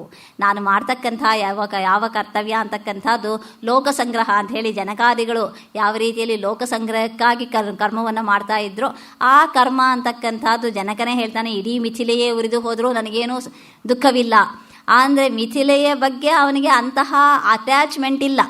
ಆ ಮಿಥಿಲೆಯ ಆದರೆ ಮಾಡಬೇಕಾಗಿರ್ತಕ್ಕಂಥ ಕರ್ತವ್ಯವನ್ನು ಮಾಡಲೇಬೇಕು. ಯದ್ಯದಾಚರತಿ ಶ್ರೇಷ್ಠ ತತ್ತದೈವ ಹಿತರೋಚನಃ. ಶ್ರೇಷ್ಠನಾಗಿರ್ತಕ್ಕಂಥವನು ಏನನ್ನು ಮಾಡ್ತಾನೋ ಅದನ್ನು ಉಳಿದವರು ಅನುಸರಿಸ್ತಾರೆ. ಆದ್ದರಿಂದ ಶ್ರೇಷ್ಠನಾಗಿರ್ತಕ್ಕಂಥವನು ನಾನು ಏನೂ ಕೆಲಸ ಮಾಡಬೇಕಾಗಿಲ್ಲ, ನಾನು ಅಸಂಗ ಅಂತ ಹೇಳಿ ಸುಮ್ಮನೆ ಕುಳಿತುಕೊಂಡ್ರೆ ನಮ್ಮ ಗುರುಗಳೇ ಏನು ಮಾಡ್ತಾ ಇಲ್ಲ, ನಾನು ತಾನೇ ಯಾಕೆ ಮಾಡಬೇಕು ಅಂತಕ್ಕಂಥದ್ದು ಸಹಜವಾಗಿ ಎಲ್ಲರಿಗೂ ಬರ್ತಕ್ಕಂಥ ಭಾವ. ಆವಾಗ ಲೋಕದಲ್ಲಿ ವ್ಯತ್ಯಸ್ತವಾಗುತ್ತೆ ಅಂತ ಹೇಳಿ ಅವರು ಕರ್ಮವನ್ನು ಮಾಡ್ತಾ ಇದ್ದರೆ ಹೊರತು ನಾನು ಅಂತಕ್ಕಂಥ ಭಾವನೆ ಹಿಂದೆ ಇರೋದಿಲ್ಲ. ಆ ನಾನು ಅಂತಕ್ಕಂಥ ಭಾವನೆ ಇಲ್ಲದೇ ಇರತಕ್ಕಂಥ ಯಾವ ಒಂದು ಸ್ವಸ್ವರೂಪ ಏನಿದೆ ಅದಕ್ಕೆ ಯಾವ ಹೆಸರೂ ಇಲ್ಲ, ನಾಮವೂ ಇಲ್ಲ, ರೂಪವೂ ಇಲ್ಲದೆ ಇರ್ತಕ್ಕಂಥ ಯಾವ ಒಂದು ಇದಿದೆ ಆ ಒಂದು ಸ್ವರೂಪ ಅಂತಕ್ಕಂಥದ್ರಲ್ಲಿ ಕರ್ಮದಿಂದ ಯಾವ ಫಲವೂ ಇರೋದಿಲ್ಲ. ಆವಾಗ ತಸ್ಯ ತಾವದೇವ ಚಿರಂ ಅಂತ ಹೇಳಿ ಆ ಒಂದು ಅನುಭವ ಏನಿದೆ ಅದನ್ನು ಅನುಭವಕ್ಕೂ ತಂದುಕೊಳ್ಳಬಹುದು. ಯಾವ ಒಂದು ಶಾಸ್ತ್ರದೃಷ್ಟಿ ಅಂತ ನಾವು ಈಗ ಹೇಳಿದ್ವೋ ಅದು ಪಾರಲೌಕಿಕಕ್ಕಿಂತ ಯಾವ ರೀತಿಯಲ್ಲಿ ಭಿನ್ನ ಅಂತಂದರೆ, ಪಾರಲೌಕಿಕವನ್ನು ಈ ರೀತಿಯಾಗಿ ಅನುಭವಕ್ಕೆ ತಂದುಕೊಳ್ಳೋದಕ್ಕೆ ಸಾಧ್ಯವಿಲ್ಲ. ಶ್ರವಣದಿಂದ, ಮನನದಿಂದ, ನಿಧಿಧ್ಯಾಸನದಿಂದ ಕಂಡುಕೊಳ್ಳೋದಕ್ಕೆ ಸಾಧ್ಯ ಇಲ್ಲ. ಆದರೆ ಈ ಒಂದು ಸ್ವರೂಪವನ್ನು ಯಾವ ಒಂದು ಅಟ್ಯಾಚ್ಮೆಂಟ್ ಇಲ್ಲದೆ ನಾವು ಮಾಡಿರ್ತಕ್ಕಂಥ ಸಂದರ್ಭದಲ್ಲಿ ಸಿಗತಕ್ಕಂಥ ಯಾವ ಒಂದು ವಿಶಿಷ್ಟವಾಗಿರ್ತಕ್ಕಂಥ ಆನಂದ ಇದೆ, ಯಾವ ಒಂದು ಸಮಾಧಿ ಸ್ವರೂಪದಲ್ಲಿ ಎಲ್ಲವನ್ನೂ ಇಡೀ ಪ್ರಪಂಚವನ್ನು ಮರೆತು ನಾವಾಗಿ ಅನುಭವಿಸ್ತಕ್ಕಂಥ ಆನಂದ ಇದೆ, ಆ ಆನಂದ ಸ್ವರೂಪ ಅಂತಕ್ಕಂಥದ್ದಕ್ಕೆ ಆ ಅನುಭವವೇ ಸಾಕ್ಷಿ. ಆ ಅನುಭವ ಸಾಕ್ಷಿಯಾಗಿರ್ತಕ್ಕಂಥ ಯಾವ ಸ್ವರೂಪ ಇದೆ ಅದನ್ನು ನಾವು ಕಂಡುಕೊಳ್ಳಬಹುದು. ಅದನ್ನು ಇನ್ನೊಬ್ಬರಿಗೆ ಹೇಳೋದಕ್ಕೆ ಆಗದೇ ಇರ್ಬೋದು. ಯಾವ ಒಂದು ಸಂತೋಷವನ್ನು, ಯಾವ ಆನಂದವನ್ನು ನಾವು ಅಂತಹ ವಿಶಿಷ್ಟವಾಗಿರ್ತಕ್ಕಂತಹ ಸನ್ನಿವೇಶದಲ್ಲಿ ವ್ಯಾವಹಾರಿಕವಾಗಿಯೂ ಕೂಡ ಒಂದು ಸುಂದರವಾಗಿರ್ತಕ್ಕಂಥ ಸಂಗೀತ ಕಚೇರಿಯನ್ನು ಕೇಳ್ತಾ ಇರ್ತಕ್ಕಂಥ ಸಂದರ್ಭದಲ್ಲಿ ಎಷ್ಟೋ ಸಲ ನಾವು ನಮ್ಮನ್ನೇ ಮರೆತು ತಲ್ಲೀನರಾಗ್ತೀವಿ. ಆ ತಲ್ಲೀನತೆ ಅಂತಕ್ಕಂಥದ್ದು ಎಷ್ಟರ ಮಟ್ಟಿಗೆ ಇರುತ್ತೆ ಅಂತಂದರೆ ಅದು ಮುಗಿಯೋ ತನಕ ನಾವು ಎಲ್ಲಿದ್ದೀವಿ, ಏನು ಮಾಡ್ತಾ ಇದ್ದೀವಿ ಅಂಥದ್ದು ಗೊತ್ತಾಗೋದಿಲ್ಲ. ಅಷ್ಟರ ಮಟ್ಟಿಗೆ ಒಂದು ಸಂಗೀತದಲ್ಲಿ, ಒಂದು ವಿದ್ಯೆಯಲ್ಲಿಯೇ ಆ ತಲ್ಲೀನತೆ ಅಂತಕ್ಕಂಥದ್ದು ಬರೋದಾದರೆ, ನಮ್ಮ ಸ್ವರೂಪದಲ್ಲಿಯೇ ನಾವು ಒಂದಾಗ್ತಕ್ಕಂಥ ಸಂದರ್ಭದಲ್ಲಿ ಅದಕ್ಕಿಂತ ಉತ್ತಮವಾಗಿರ್ತಕ್ಕಂಥ ಈ ವ್ಯಾವಹಾರಿಕವಾಗಿರ್ತಕ್ಕಂಥ ಯಾವ ಆನಂದ ಅಂತ ಇದೆ ಇದನ್ನು ಮಾತ್ರಾಮುಪಜೀವಂತಿ ಅಂತ ಹೇಳಿ ಉಪನಿಷತ್ತು ಹೇಳುತ್ತೆ. ಇದು ಆ ಒಂದು ಬ್ರಹ್ಮಾನಂದ ಅಥವಾ ಅದ್ವಿತೀಯವಾಗಿ ಆನಂದದ ತುಣುಕುಗಳು. ಈ ತುಣುಕೆ ಹೀಗಿದ್ರೆ ಆ ಆನಂದ ಹೇಗಿರುತ್ತೆ ಅಂತಕ್ಕಂಥದ್ದನ್ನು ತೈತಿರಿಯೋಪನಿಷತ್ತಿನಲ್ಲಿ ಆನಂದವಲ್ಲಿಯಲ್ಲಿ ಯಾವ ಒಂದು ಆನಂದದ ಬಗ್ಗೆ ವಿವೇಚನೆಯನ್ನು ಮಾಡ್ತಾರೋ ಅಂತಹ ವಿವೇಚನೆ ಅಂತಕ್ಕಂಥದ್ದು ಅದರ ಅಂತೂ ಈ ಒಂದು ಅನುಭವ ಏನಿದೆ ಇದನ್ನು ನಾವು ಅನುಭವಿಸಿ ತಿಳಿದುಕೊಳ್ಳಬಹುದು. ಆದರೆ ಹೇಳೋದಕ್ಕೆ ಆಗೋದಿಲ್ಲ. ಹೇಳೋದಕ್ಕೆ ಆಗದೇ ಇದ್ದರೂ ಕೂಡ ಅದು ಇಲ್ಲ ಅಂತ ಹೇಳೋದಕ್ಕೂ ಆಗೋದಿಲ್ಲ. ನಾನು ಇಲ್ಲ ಅಂತ ಹೇಳೋದಕ್ಕೆ ಖಂಡಿತ ಸಾಧ್ಯ ಇಲ್ಲ. ಹಾಗೇನೇ ನಾನು ಇದ್ದೀನಿ ಅನ್ನೋದಕ್ಕೆ ಇನ್ನೊಬ್ಬರಿಗೆ ಪ್ರೂಫ್ ತೋರಿಸೋದಕ್ಕೆ ಆಗದೇ ಇರ್ಬೋದು. ಆದರೆ ನಾನು ಇದ್ದೀನಿ ಅಂತಕ್ಕಂಥದಕ್ಕೆ ನನ್ನ ಅನುಭವವೇ ಪ್ರಮಾಣ. ನಾನು ಇದ್ದೀನಿ ಅಂತಕ್ಕಂಥದಕ್ಕೆ ಇನ್ನೊಬ್ಬರಿಗೆ ಪ್ರಮಾಣ ತೋರಿಸೋದಕ್ಕೆ ಆಗೋದಿಲ್ಲ. ಯಾಕೆಂತಂದರೆ ಪ್ರಮಾಣವೂ ಅದರಲ್ಲೇ ಸೇರಿ ಹೋಗುತ್ತೆ. ಪ್ರಮಾಣಗಳು ಅಂತಕ್ಕಂಥದ್ದು ಮತ್ತೆ ವಿಷಯವಾಗಿಬಿಡುತ್ತೆ. ಯಾವ ವಿಷಯವೂ ಇಲ್ಲದೆ ಇರತಕ್ಕಂಥ ಸಂದರ್ಭದಲ್ಲಿ ಆ ಪ್ರಮಾಣವೂ ವಿಷಯದಲ್ಲೇ ನನ್ನಲ್ಲಿಯೇ ಸೇರಿಕೊಂಡು ಹೋಗಿರೋದ್ರಿಂದ ಆ ಆತ್ಮಸ್ವರೂಪಕ್ಕೆ ಯಾವುದೇ ಪ್ರಮಾಣ ಇಲ್ಲ ಅಲ್ಲ, ಪ್ರಮಾಣ ಬೇಕಾಗಿಲ್ಲ. ಯಾವುದೇ ಪ್ರಮಾಣದಿಂದ, ಯಾವುದೇ ಹೊರಗಿನ ವಿಧಾನದಿಂದ ಆತ್ಮಸ್ವರೂಪವನ್ನು ಕಂಡುಕೊಳ್ಳಬೇಕಾಗಿಯೂ ಇಲ್ಲ, ತೋರಿಸಿಕೊಡಬೇಕಾಗಿಯೂ ಇಲ್ಲ. ಅವರವರ ಅನುಭವಕ್ಕೆ ಬರ್ತಕ್ಕಂಥ ವಿಶಿಷ್ಟವಾಗಿರ್ತಕ್ಕಂಥ ವಿಧಾನ ಅದು. ಆದ್ದರಿಂದ ಅಲ್ಲಿ ಕೇವಲ ನಂಬಿಕೆ ಅಲ್ಲ, ನಂಬಿಕೆಯೂ ಇದೆ, ಶ್ರದ್ಧೆಯೂ ಇದೆ, ಜೊತೆಗೆ ಅನುಭವವೂ ಇದೆ. ಇದನ್ನು ಕಂಡುಕೊಳ್ಳೋದಕ್ಕೆ ಸಾಧ್ಯ. ಇದು ಇಲ್ಲ ಅಂತ ಹೇಳತಕ್ಕಂಥವರು ಅವರೇ ಇಲ್ಲ ಅಂತಕ್ಕಂಥ ಅರ್ಥವಾಗುತ್ತೆ ಹೊರತು ಇಲ್ಲ ಅಂತಕ್ಕಂಥದಕ್ಕೆ ಇಲ್ಲಿ ಅರ್ಥವೇ ಇಲ್ಲ. ಆದ್ದರಿಂದ ಈ ಒಂದು ಸ್ವರೂಪ ಅಂತಕ್ಕಂಥದ್ದು ಅಂತಹ ವಿಶಿಷ್ಟವಾಗಿರ್ತಕ್ಕಂಥ ಒಂದು ವಿಧಾನ. ಒಂದು ಉದಾಹರಣೆಯನ್ನು ನಮ್ಮ ವಿವೇಕಾನಂದರು ಹೇಳ್ತಾ ಇದ್ದ ಹಾಗೆ, ವಿವೇಕಾನಂದರನ್ನ ಹೀಗೆ ಯಾರೋ ಪ್ರಶ್ನಿಸಿದ್ರಂತೆ, ಆತ್ಮಸ್ವರೂಪ ಇದೆ ಏನೇನೋ ಹೇಳ್ತಿರಲ್ಲ, ಅದು ಹೇಗೆ ಅನುಭವಕ್ಕೆ ಬಂದುಬಿಡುತ್ತೆ, ಹೀಗೆ ಏನೋ ಕೇಳಿದ್ರಂತೆ. ವಿವೇಕಾನಂದರು ಕರೆದ್ರು ಅವನನ್ನು ಬಾಯಿಲ್ಲಿ ಅಂತ ಹೇಳಿ. ಒಂದು ಕೋಲು ತರಿಸ್ಕೊಂಡು ಕೈ ತೋರಿಸೋದ್ರು. ಜೋರಾಗಿ ಒಂದು ಏಟು ಕೊಟ್ಟರು. ಅಯ್ಯಯ್ಯಯ್ಯೋ ಅಂತ ಕೂಕ್ಕೊಂಡ. ಯಾಕೆ ಅಂದರು. ನಿಮಗೇನು ಗೊತ್ತು ಎಷ್ಟರ ಮಟ್ಟಿಗೆ ನೋವಾಗ್ತಾ ಇದೆ, ಎಲ್ಲಿ ತೋರಿಸು ಅಂದರು. ನೋವನ್ನು ಏನು ತೋರಿಸ್ತೀನಿ, ನಿಮಗೇನು ತೋರ್ಸೋಕ್ಕಾಗುತ್ತೆ, ನಾನು ತಾನೇ ಅದನ್ನೇ ನಾನೇ ಹೇಳ್ತಾ ಇರೋದು. ತೋರಿಸೋದಕ್ಕೆ ಆಗದೇ ಇರ್ಬೋದು, ಆದರೆ ನೋವನ್ನು ನೀನೇ ಅನುಭವಿಸ್ತಾ ಇದೆಯೋ ಉಳಿದವರಿಗೆ ಕಾಣದೇ ಇದ್ರೂ ಹಾಗೆ ಆನಂದ ಸ್ವಸ್ವರೂಪ ಅಂತಕ್ಕಂಥದ್ದನ್ನು ಉಳಿದವರಿಗೆ ಕಾಣದೇ ಇದ್ದರೂ, ಉಳಿದವರಿಗೆ ತೋರಿಸೋದಕ್ಕೆ ಆಗದೇ ಇದ್ದರೂ ಕೂಡ ನೀನು ಅನುಭವಿಸ್ಬೋದು. ನೀನು ತಿಳಿದುಕೊಳ್ಳೋದಕ್ಕೆ ಸಾಧ್ಯ ಇದೆ. ಆ ಒಂದು ಪ್ರಮಾಣವೂ ಬೇಡದೇ ಇರತಕ್ಕಂಥ, ಪ್ರಮಾಣವನ್ನೂ ಮೀರಿರ್ತಕ್ಕಂಥ ಯಾವ ಒಂದು ಸ್ಥಿತಿ ಇದೆ, ಅಂತಹ ಸ್ಥಿತಿ ಅಂತಕ್ಕಂಥದ್ದು ಸಾಧ್ಯ ಅಂತ ಹೇಳಿ ಉಪನಿಷತ್ತು ಹೇಳುತ್ತೆ. ಸಾಧ್ಯ ಅಂತ ಹೇಳಿ ಅನುಭವಿಸಿರುವರು ಹೇಳಿದ್ದಾರೆ. ಸಾಧ್ಯ ಅಂತಕ್ಕಂಥದ್ದನ್ನು ನಾವು ಅನುಭವಿಸಿಲ್ಲದೇ ಇದ್ದರೂ ಕೂಡ ಸಾಧ್ಯ ಇಲ್ಲ ಅಂತ ಹೇಳೋದಕ್ಕೆ ನಾವು ಧೈರ್ಯ ಇಲ್ಲ. ಸಾಧ್ಯ ಇಲ್ಲ, ಇಂತಹ ಒಂದು ಸ್ಥಿತಿ, ಇಂತಹ ಒಂದು ಸ್ವಸ್ವರೂಪ, ಇಂತಹ ಒಂದು ಆನಂದ ಇಲ್ಲ ಅಂತ ಹೇಳುವಂಥ ಸಾಧ್ಯತೆಯೇ ಇಲ್ಲ. ಆದ್ದರಿಂದ ಆತ್ಮಸ್ವರೂಪ ಅಂತಕ್ಕಂಥದ್ದು ಸತ್ಸ್ವರೂಪ, ಚಿತ್ಸ್ವರೂಪ, ಆನಂದ ಸ್ವರೂಪ. ಅಂತಹ ಒಂದು ಸ್ವರೂಪ ಏನಿದೆ, ಅಂತಹ ಒಂದು ಸ್ವರೂಪವನ್ನು ಇಲ್ಲಿ ಸಾಕ್ಷಿ ಸ್ವರೂಪ ಅಂತ ಕರೆದು, ಎಲ್ಲಕ್ಕೂ ಸಾಕ್ಷಿಯಾಗಿರ್ತಕ್ಕಂಥ, ಎಲ್ಲವನ್ನೂ ನೋಡ್ತಾ ಇರ್ತಕ್ಕಂಥ, ಇಡೀ ಜಗತ್ತೇ ಆಗಿರ್ತಕ್ಕಂಥ ಅಂತಹ ಒಂದು ಸ್ವರೂಪ ಏನಿದೆ, ಅಂತಹ ಸ್ವರೂಪ ಅಂತಕ್ಕಂಥದ್ದು ಈ ಪ್ರತ್ಯಕ್ಷಾದಿ ಪ್ರಮಾಣಗಳಿಗೆ ಗೋಚರವಾಗಲ್ಲ. ಅಂತಕ್ಕಂಥದ್ದು ಯಾಕೆ ಅಂತಂದರೆ ಪ್ರತ್ಯಕ್ಷಾದಿ ಪ್ರಮಾಣಗಳೇ ಇಲ್ಲ ಅಲ್ಲಿ. ಪ್ರತ್ಯಕ್ಷಾದಿ ಪ್ರಮಾಣಗಳು ಅಂತಕ್ಕಂಥದ್ದು ಕೂಡ ಆತ್ಮಸ್ವರೂಪದ ನಂತರ ಹುಟ್ಟಿರ್ತಕ್ಕಂಥದ್ದು. ಆತ್ಮಸ್ವರೂಪದ ನಂತರ ಆಗಿರೋದ್ರಿಂದ ಅಪ್ಪ ಹುಟ್ಟಿದ ಮೇಲೆ ಮಗ ಹುಟ್ಟಬೇಕು, ಮಗನಿಂದ ಅಪ್ಪನನ್ನು ಊಹಿಸೋದಕ್ಕಾಗಲಿ ಅಥವಾ ಪ್ರಸಿದ್ಧಿಪಡಿಸೋದಕ್ಕಾಗಲಿ ಸಾಧ್ಯ ಇಲ್ಲ. ಆದ್ದರಿಂದ ಇಲ್ಲಿ ಆ ಇದು ಅಂತಕ್ಕಂಥದ್ದು ಯಾವುದು ಎಲ್ಲಕ್ಕಿಂತಲೂ ಮೊದಲು ಇತ್ತೋ ಅದಕ್ಕಿಂತ ಹಿಂದೆ ಇರತಕ್ಕಂಥ ಪ್ರಮಾಣಗಳು ಇದ್ದಿದ್ದರೆ ಆವಾಗ ಅದನ್ನು ಪ್ರಸಿದ್ಧಿಪಡಿಸ್ಬೋದಾಗಿತ್ತು. ಆದರೆ ಪ್ರಮಾಣಗಳು ಅಂತಕ್ಕಂಥದ್ದು ಕೂಡ ಅದಕ್ಕಿಂತ ಹಿಂದೆ ಆಗಿರೋದ್ರಿಂದ ಅಪ್ರಮೇಯ ಅಂತಕ್ಕಂಥ ಯಾವ ಒಂದು ಸ್ವರೂಪ ಅಂತ ಹೇಳಿದೆ ಅಂತಹ ಸಾಕ್ಷಿಯನ್ನು ಇಲ್ಲಿ ಮುಖ್ಯಾತ್ಮ ಅಂತ ಕರೆದ್ರು. ಈ ಮುಖ್ಯಾತ್ಮ ಅಂತಕ್ಕಂಥದ್ದಕ್ಕೆ ಸ್ವಾಮೀಜಿಯವರು ಇನ್ನೂ ಈಗ ಮಿಥ್ಯಾತ್ಮ ಅಂತ ಯಾವ ಒಂದು ವಿಷಯವನ್ನು ನಾನು ಮೊದಲು ಸ್ವಲ್ಪ ಪ್ರಾರಂಭ ಮಾಡಿದ್ನೋ ಅದನ್ನು ಇಲ್ಲಿ ವಿಸ್ತಾರವಾಗಿ ಹೇಳ್ತಾರೆ. ದೇಹಾದಿಗಳಲ್ಲಿ ನಾನು ಎಂಬ ಭ್ರಾಂತಿ ಇರುವುದಷ್ಟೇ ಅಂದರು. ಆ ಒಂದು ಭ್ರಾಂತಿ ಅಂತಕ್ಕಂಥದ್ದೇನಿದೆ, ಆ ಭ್ರಾಂತಿಗೆ ವಿಷಯನಾಗಿರ್ತಕ್ಕಂಥ ಆತ್ಮನನ್ನು ಮಿಥ್ಯಾತ್ಮ ಅಂತ ಕರೆದ್ರು. ನಾನು ಅಂತಕ್ಕಂಥ ದೇಹಾದಿಗಳಲ್ಲಿ ದೇಹವೇ ಮುಂತಾಗಿರ್ತಕ್ಕಂಥ ಎಲ್ಲವೂ ಕೂಡ ಆತ್ಮಸ್ವರೂಪವೇ. ಆದರೆ ಆ ಆತ್ಮಸ್ವರೂಪ ಅಂತಕ್ಕಂಥದ್ದು ಮಿಥ್ಯಾ ಸ್ವರೂಪ, ಮಿಥ್ಯಾತ್ಮ. ಮಿಥ್ಯಾ ಅಂತಕ್ಕಂಥದ್ದಕ್ಕೆ ಇಲ್ಲ ಅಂತಕ್ಕಂಥ ಅರ್ಥವಲ್ಲ, ಆ ಭ್ರಾಂತಿಯಲ್ಲಿ ಹಾಗೆ ಕಾಣುತ್ತೆ ಅಂತಕ್ಕಂಥ ಅರ್ಥ. ಹಗ್ಗದಲ್ಲಿ ಹಾವು ಇದೆಯಾ ಇಲ್ಲವಾ ಅಂತಕ್ಕಂಥ ಪ್ರಶ್ನೆ ಅಲ್ಲ. ಹಗ್ಗದಲ್ಲಿ ಹಾವು ಇದೆ ಅಂತ ನಾವು ಅಂದುಕೊಂಡು ಅದನ್ನು ನೋಡ್ತಾ ಇರುವಷ್ಟು ಹೊತ್ತು ಇದೆ. ಹಗ್ಗ ಕತ್ತಲೆಯಲ್ಲಿ ಬಿದ್ದಿದೆ, ಅದು ಸೊಟ್ಟಾಗಿ ಹಾವಿನ ಹಾಗೆ ಕಾಣ್ತಾ ಇದೆ. ನಮಗೆ ಇನ್ನೂ ಸ್ವಲ್ಪ ಮನಸ್ಸಿನಲ್ಲಿ ಅದರಲ್ಲಿ ಹಾವಿದೆ, ಅಲ್ಲಿ ಹಾವು ಅಂತಕ್ಕಂಥ ಭಾವನೆ, ಅಲ್ಲಿ ಹಗ್ಗವಲ್ಲ ಹಾವು ಅಂತಕ್ಕಂಥ ಭಾವನೆ ಇದ್ದರೆ ಅದನ್ನ ನೋಡ್ತಾ ಇದ್ರೆ ಅದು ಚಲಿಸೋ ಹಾಗೂ ಕಾಣಿಸುತ್ತೆ. ಯಾಕೆಂದರೆ ನಮ್ಮ ಮನಸ್ಸಿನಲ್ಲಿ ಆ ಭಯ ಇದೆ, ಅದು ನನ್ನ ಕಡೆಗೆ ಬರ್ತಾ ಇದೆ ಅಂತಲೂ ಅನಿಸುತ್ತೆ. ಹಾಗೆ ಆ ರೀತಿಯಾಗಿರ್ತಕ್ಕಂಥ ಭಾವನೆಗಳ ನಮ್ಮ ಮನಸ್ಸಿನ ಭಾವನೆಗಳನ್ನೆಲ್ಲ ಅದರಲ್ಲಿ ಆರೋಪ ಮಾಡ್ತಾ ಮಾಡ್ತಾ ಮಾಡ್ತಾ ಅದರಲ್ಲಿ ಹಾವು ಅಂತಕ್ಕಂಥದ್ದು ನಮಗೆ ಇನ್ನೂ ಹೆಚ್ಚು ಹೆಚ್ಚು ಪ್ರಾಮಾಣಿಕವಾಗಿ ಕಾಣಿಸುತ್ತೆ. ಅದು ಹಾವೇನೆ ಅಂತಕ್ಕಂಥ ಅಷ್ಟರ ಮಟ್ಟಿಗೆ ನಮ್ಮ ಮನಸ್ಸು ಅಂತಕ್ಕಂಥದ್ದು ಆ ಒಂದು ಅದರಲ್ಲಿ ಹಾವನ್ನು ಅನುಭವಿಸ್ತಾ ಇದೆ. ಆವಾಗ ಅದರಲ್ಲಿ ಹಾವು ಇದೆ. ಹಾವು ಇಲ್ಲ ಅಂತಕ್ಕಂಥ ಪ್ರಮಾಣ ಸಿಗುವವರೆಗೂ ಅದರಲ್ಲಿ ಹಾವು ಇದೆ ಅಂತಕ್ಕಂಥದ್ದು ನಮಗೆ ದೃಢವಾಗಿ ಬಿಟ್ಟಿದೆ ಈಗ. ಆಮೇಲೆ ಯಾರೋ ಬಂದು ಅದರ ಹತ್ರ ಹೋಗಿ ಕಾಲಲ್ಲಿ ಒದ್ದು ನೋಡೋದು ಹಾವಲ್ಲ ಹಗ್ಗ ಅಂತ ತೋರಿಸಿದಾಗ ಆವಾಗ ಮತ್ತೆ ಅದನ್ನೇ ನೋಡಿದ್ರೆ ಹಾವಿಲ್ಲ. ಹಾವು ಇತ್ತು, ಹಾವು ಇಲ್ಲ. ಹಾವು ಇತ್ತು ಅನ್ನೋದು ನಿಜ.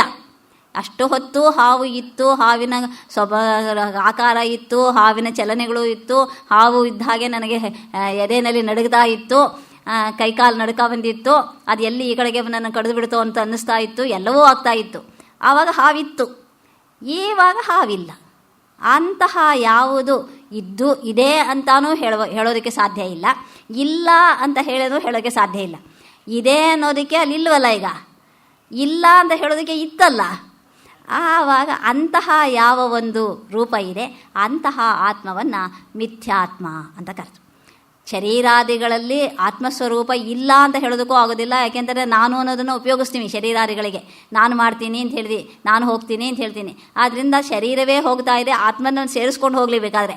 ಆದರೆ ಹಗ್ಗದಲ್ಲಿ ಹಾವನ್ನು ಸೇರಿಸ್ಕೊಂಡಿರೋ ಹಾಗೆ ಆತ್ಮವನ್ನು ಸೇರಿಸ್ಕೊಂಡು ಶರೀರಾದಿಗಳು ವ್ಯವಹಾರವನ್ನು ಮಾಡ್ತಾ ಇರೋದ್ರಲ್ಲಿ ನಾವು ಶರೀರಾದಿಗಳಲ್ಲಿ ನಾನು ಅಂತಕ್ಕಂಥ ವ್ಯವಹಾರವನ್ನು ಮಾಡ್ತಾ ಇದ್ದೀವಿ. ಆದ್ದರಿಂದ ಈ ಶರೀರಾದಿಗಳಲ್ಲಿ ಯಾವ ಅನ್ನಮಯ ಪ್ರಾಣಮಯ 5 ಆತ್ಮಗಳನ್ನು ಅಲ್ಲಿ ಹೇಳಿದ್ರೋ ಅದೆಲ್ಲವೂ ಕೂಡ ಆತ್ಮಸ್ವರೂಪವೇ ಹೌದು. ಅದನ್ನು ಮಿಥ್ಯಾತ್ಮ ಅಂತ ಕರೆದ್ರು.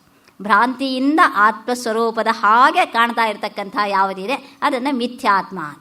ಇನ್ನೊಂದು ಆತ್ಮಸ್ವರೂಪವನ್ನು ಹೇಳಿದ್ರು ಗೌಣ ಆತ್ಮ ಅಂದರು. ಈ ಗೌಣಾತ್ಮ ಅಂತಕ್ಕಂಥದ್ದಕ್ಕೆ ನನ್ನದು ಅಂತಕ್ಕಂಥ ಭಾವವನ್ನು ಇಲ್ಲಿ ಸ್ವಾಮೀಜಿಯವರು ಹೇಳ್ತಾ ಇದ್ದಾರೆ.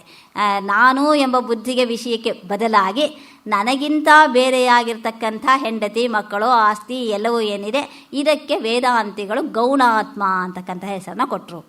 ಈ ಆತ್ಮ ಅಂತಕ್ಕಂಥದ್ದು ಗೌಣ ಅಂತಂದರೆ ಸೆಕೆಂಡರಿ ಅಂತಕ್ಕಂಥ ಅರ್ಥ. ಯಾವ ಒಂದು ಗೌಣವಾಗಿರ್ತಕ್ಕಂಥದ್ದಾದರೂ ಕೂಡ ಇದನ್ನೂ ಕೂಡ ನಾನು ಅಂತಕ್ಕಂಥ ವ್ಯವಹಾರದಲ್ಲಿ ನಾವು ಸೇರಿಸ್ಕೊಳ್ತೀವಿ. ನನ್ನ ಮಗನಿಗೆ ಏನಾದರೂ ರ್ಯಾಂಕ್ ಬಂದರೆ ನಾನೇ ರ್ಯಾಂಕ್ ಬಂದಷ್ಟು ಸಂತೋಷವಾಗುತ್ತೆ ನನಗೆ. ಎಲ್ಲರ ಕೈಲೂ ಹೇಳ್ಕೊಂಡು ಸಂತೋಷ ಪಡ್ತೀವಿ. ಹಾಗೆ ಅವನಿಗೇನಾದರೂ ತೊಂದರೆ ಆದರೆ ನನಗೇ ಆದಷ್ಟು ದುಃಖವಾಗುತ್ತೆ. ಆದ್ದರಿಂದ ಆ ಒಂದು ಸ್ವರೂಪದಲ್ಲಿ, ಆ ಆತ್ಮಸ್ವರೂಪದಲ್ಲಿ ಇರ್ತಕ್ಕಂಥ ಸುಖ ದುಃಖ ಅಂತಕ್ಕಂಥದಕ್ಕೆ ನಾನೇ ಕರ್ತೃವಾದ ಹಾಗೆ ನಾನು ಸುಖ ದುಃಖವನ್ನು ಅನುಭವಿಸ್ತೀನಿ. ಆದ್ದರಿಂದ ಅದು ಕೂಡ ಆತ್ಮಸ್ವರೂಪ. ಅಂತಹ ಸ್ವರೂಪವನ್ನು ಇಲ್ಲಿ ಗೌಣಾತ್ಮ ಅಂತಂದರು. ತನಗಿಂತ ಬೇರೆ ಅಂತ ಗೊತ್ತಿದ್ದರೂ ಕೂಡ ತನ್ನ ಗುಣವನ್ನು ಅದರಲ್ಲಿ ಹುಟ್ಟು ಹಾಕಿಕೊಂಡು ನಾನು ಎಂಬ ವಿಷಯಕ್ಕೆ ಆತ್ಮಸ್ವರೂಪವಾಗತಕ್ಕಂಥದ್ದು ಅಂತ ಹೇಳಿ ಅದನ್ನು ಹೇಳಿದ್ರು. ಗೌಣಾತ್ಮ ಅಂತಕ್ಕಂಥದ್ದನ್ನು ಸುಲಭವಾಗಿ ತೆಗಿಬೋದು.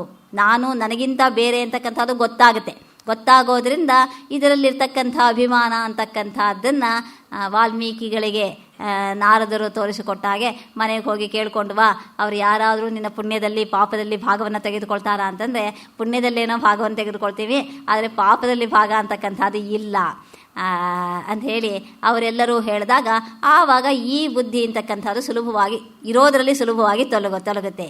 ಆದರೆ ನಾನು ಅನ್ನೋದಿದೆಯಲ್ಲ, ನನ್ನದು ಅನ್ನೋದಕ್ಕಿಂತಲೂ ಕೂಡ ನಾನು ಅಂತಕ್ಕಂಥದ್ದು ಇನ್ನೂ ಹತ್ತಿರವಾದ್ರಿಂದ ಅದು ಇನ್ನೂ ಹೆಚ್ಚು ಅಟ್ಯಾಚ್ಮೆಂಟ್ ಇರ್ತಕ್ಕಂಥದ್ದು. ಅಂತಹ ಅಟ್ಯಾಚ್ಮೆಂಟ್ ಅಂತಕ್ಕಂಥದ್ದೇನಿದೆ ಆ ಒಂದು ಗೌಣಾತ್ಮವನ್ನು ವಿಂಗಡಿಸಿ ತಿಳಿದುಕೊಳ್ಳಬಹುದು, ಮಿಥ್ಯಾತ್ಮವನ್ನು ವಿಂಗಡಿಸಿ ತಿಳಿದುಕೊಳ್ಳೋದಕ್ಕೂ ಆಗೋದಿಲ್ಲ. ಅದು ನನ್ನಲ್ಲೇ ಸೇರಿ ಹೋಗಿದೆ. ನನ್ನ ಕೈ ಕಾಲು ಶರೀರ ಪ್ರಾಣ ಎಲ್ಲವೂ ಕೂಡ ನನ್ನಲ್ಲಿಯೇ ಸೇರಿ ಹೋಗಿರೋದ್ರಿಂದ ಆ ದೇಹಾದಿಗಳಲ್ಲಿ ಆತ್ಮಬುದ್ಧಿ ಅಂತಕ್ಕಂಥದ್ದನ್ನ ಅದಕ್ಕೇ ಅಲ್ಲಿ ಮಿಥ್ಯಾಜ್ಞಾನ ಅಂತಕ್ಕಂಥ ಪದವನ್ನು ಬಳಸಿದ್ರೆ ಹೊರತು ಗೌಣಾಜ್ಞಾನ ಅಂತಕ್ಕಂಥ ಪದವನ್ನು ಬಳಸಲಿಲ್ಲ. ಬ್ರಹ್ಮಸೂತ್ರ ಭಾಷೆಯಲ್ಲಿ ಮಿಥ್ಯಾಜ್ಞಾನ ಅಂತಕ್ಕಂಥ ಮಿಥ್ಯಾ ಪ್ಲಸ್ ಅಜ್ಞಾನ ಮಿಥ್ಯಾಜ್ಞಾನ ಈ ಪದವನ್ನು ಬಳಸಿದ್ರು. ಆದರೆ ಮಿಥ್ಯಾ ಅಂತಕ್ಕಂಥದ್ದನ್ನು ಬಳಸಿದ್ರೆ ಹೊರತು ಗೌಣ ಅಂತಕ್ಕಂಥ ಪದವನ್ನು ಬಳಸಲಿಲ್ಲ. ಯಾಕೆಂತಂದರೆ ಗೌಣ ಅಂತಕ್ಕಂಥದ್ದು ವಿಷಯ ಸಂಬದ್ಧವಾಗಿರ್ತಕ್ಕಂಥದ್ದು, ಮಿಥ್ಯಾ ಅಂತಕ್ಕಂಥದ್ದು ವಿಷಯೀ ಸಂಬದ್ಧವಾಗಿರ್ತಕ್ಕಂಥದ್ದು.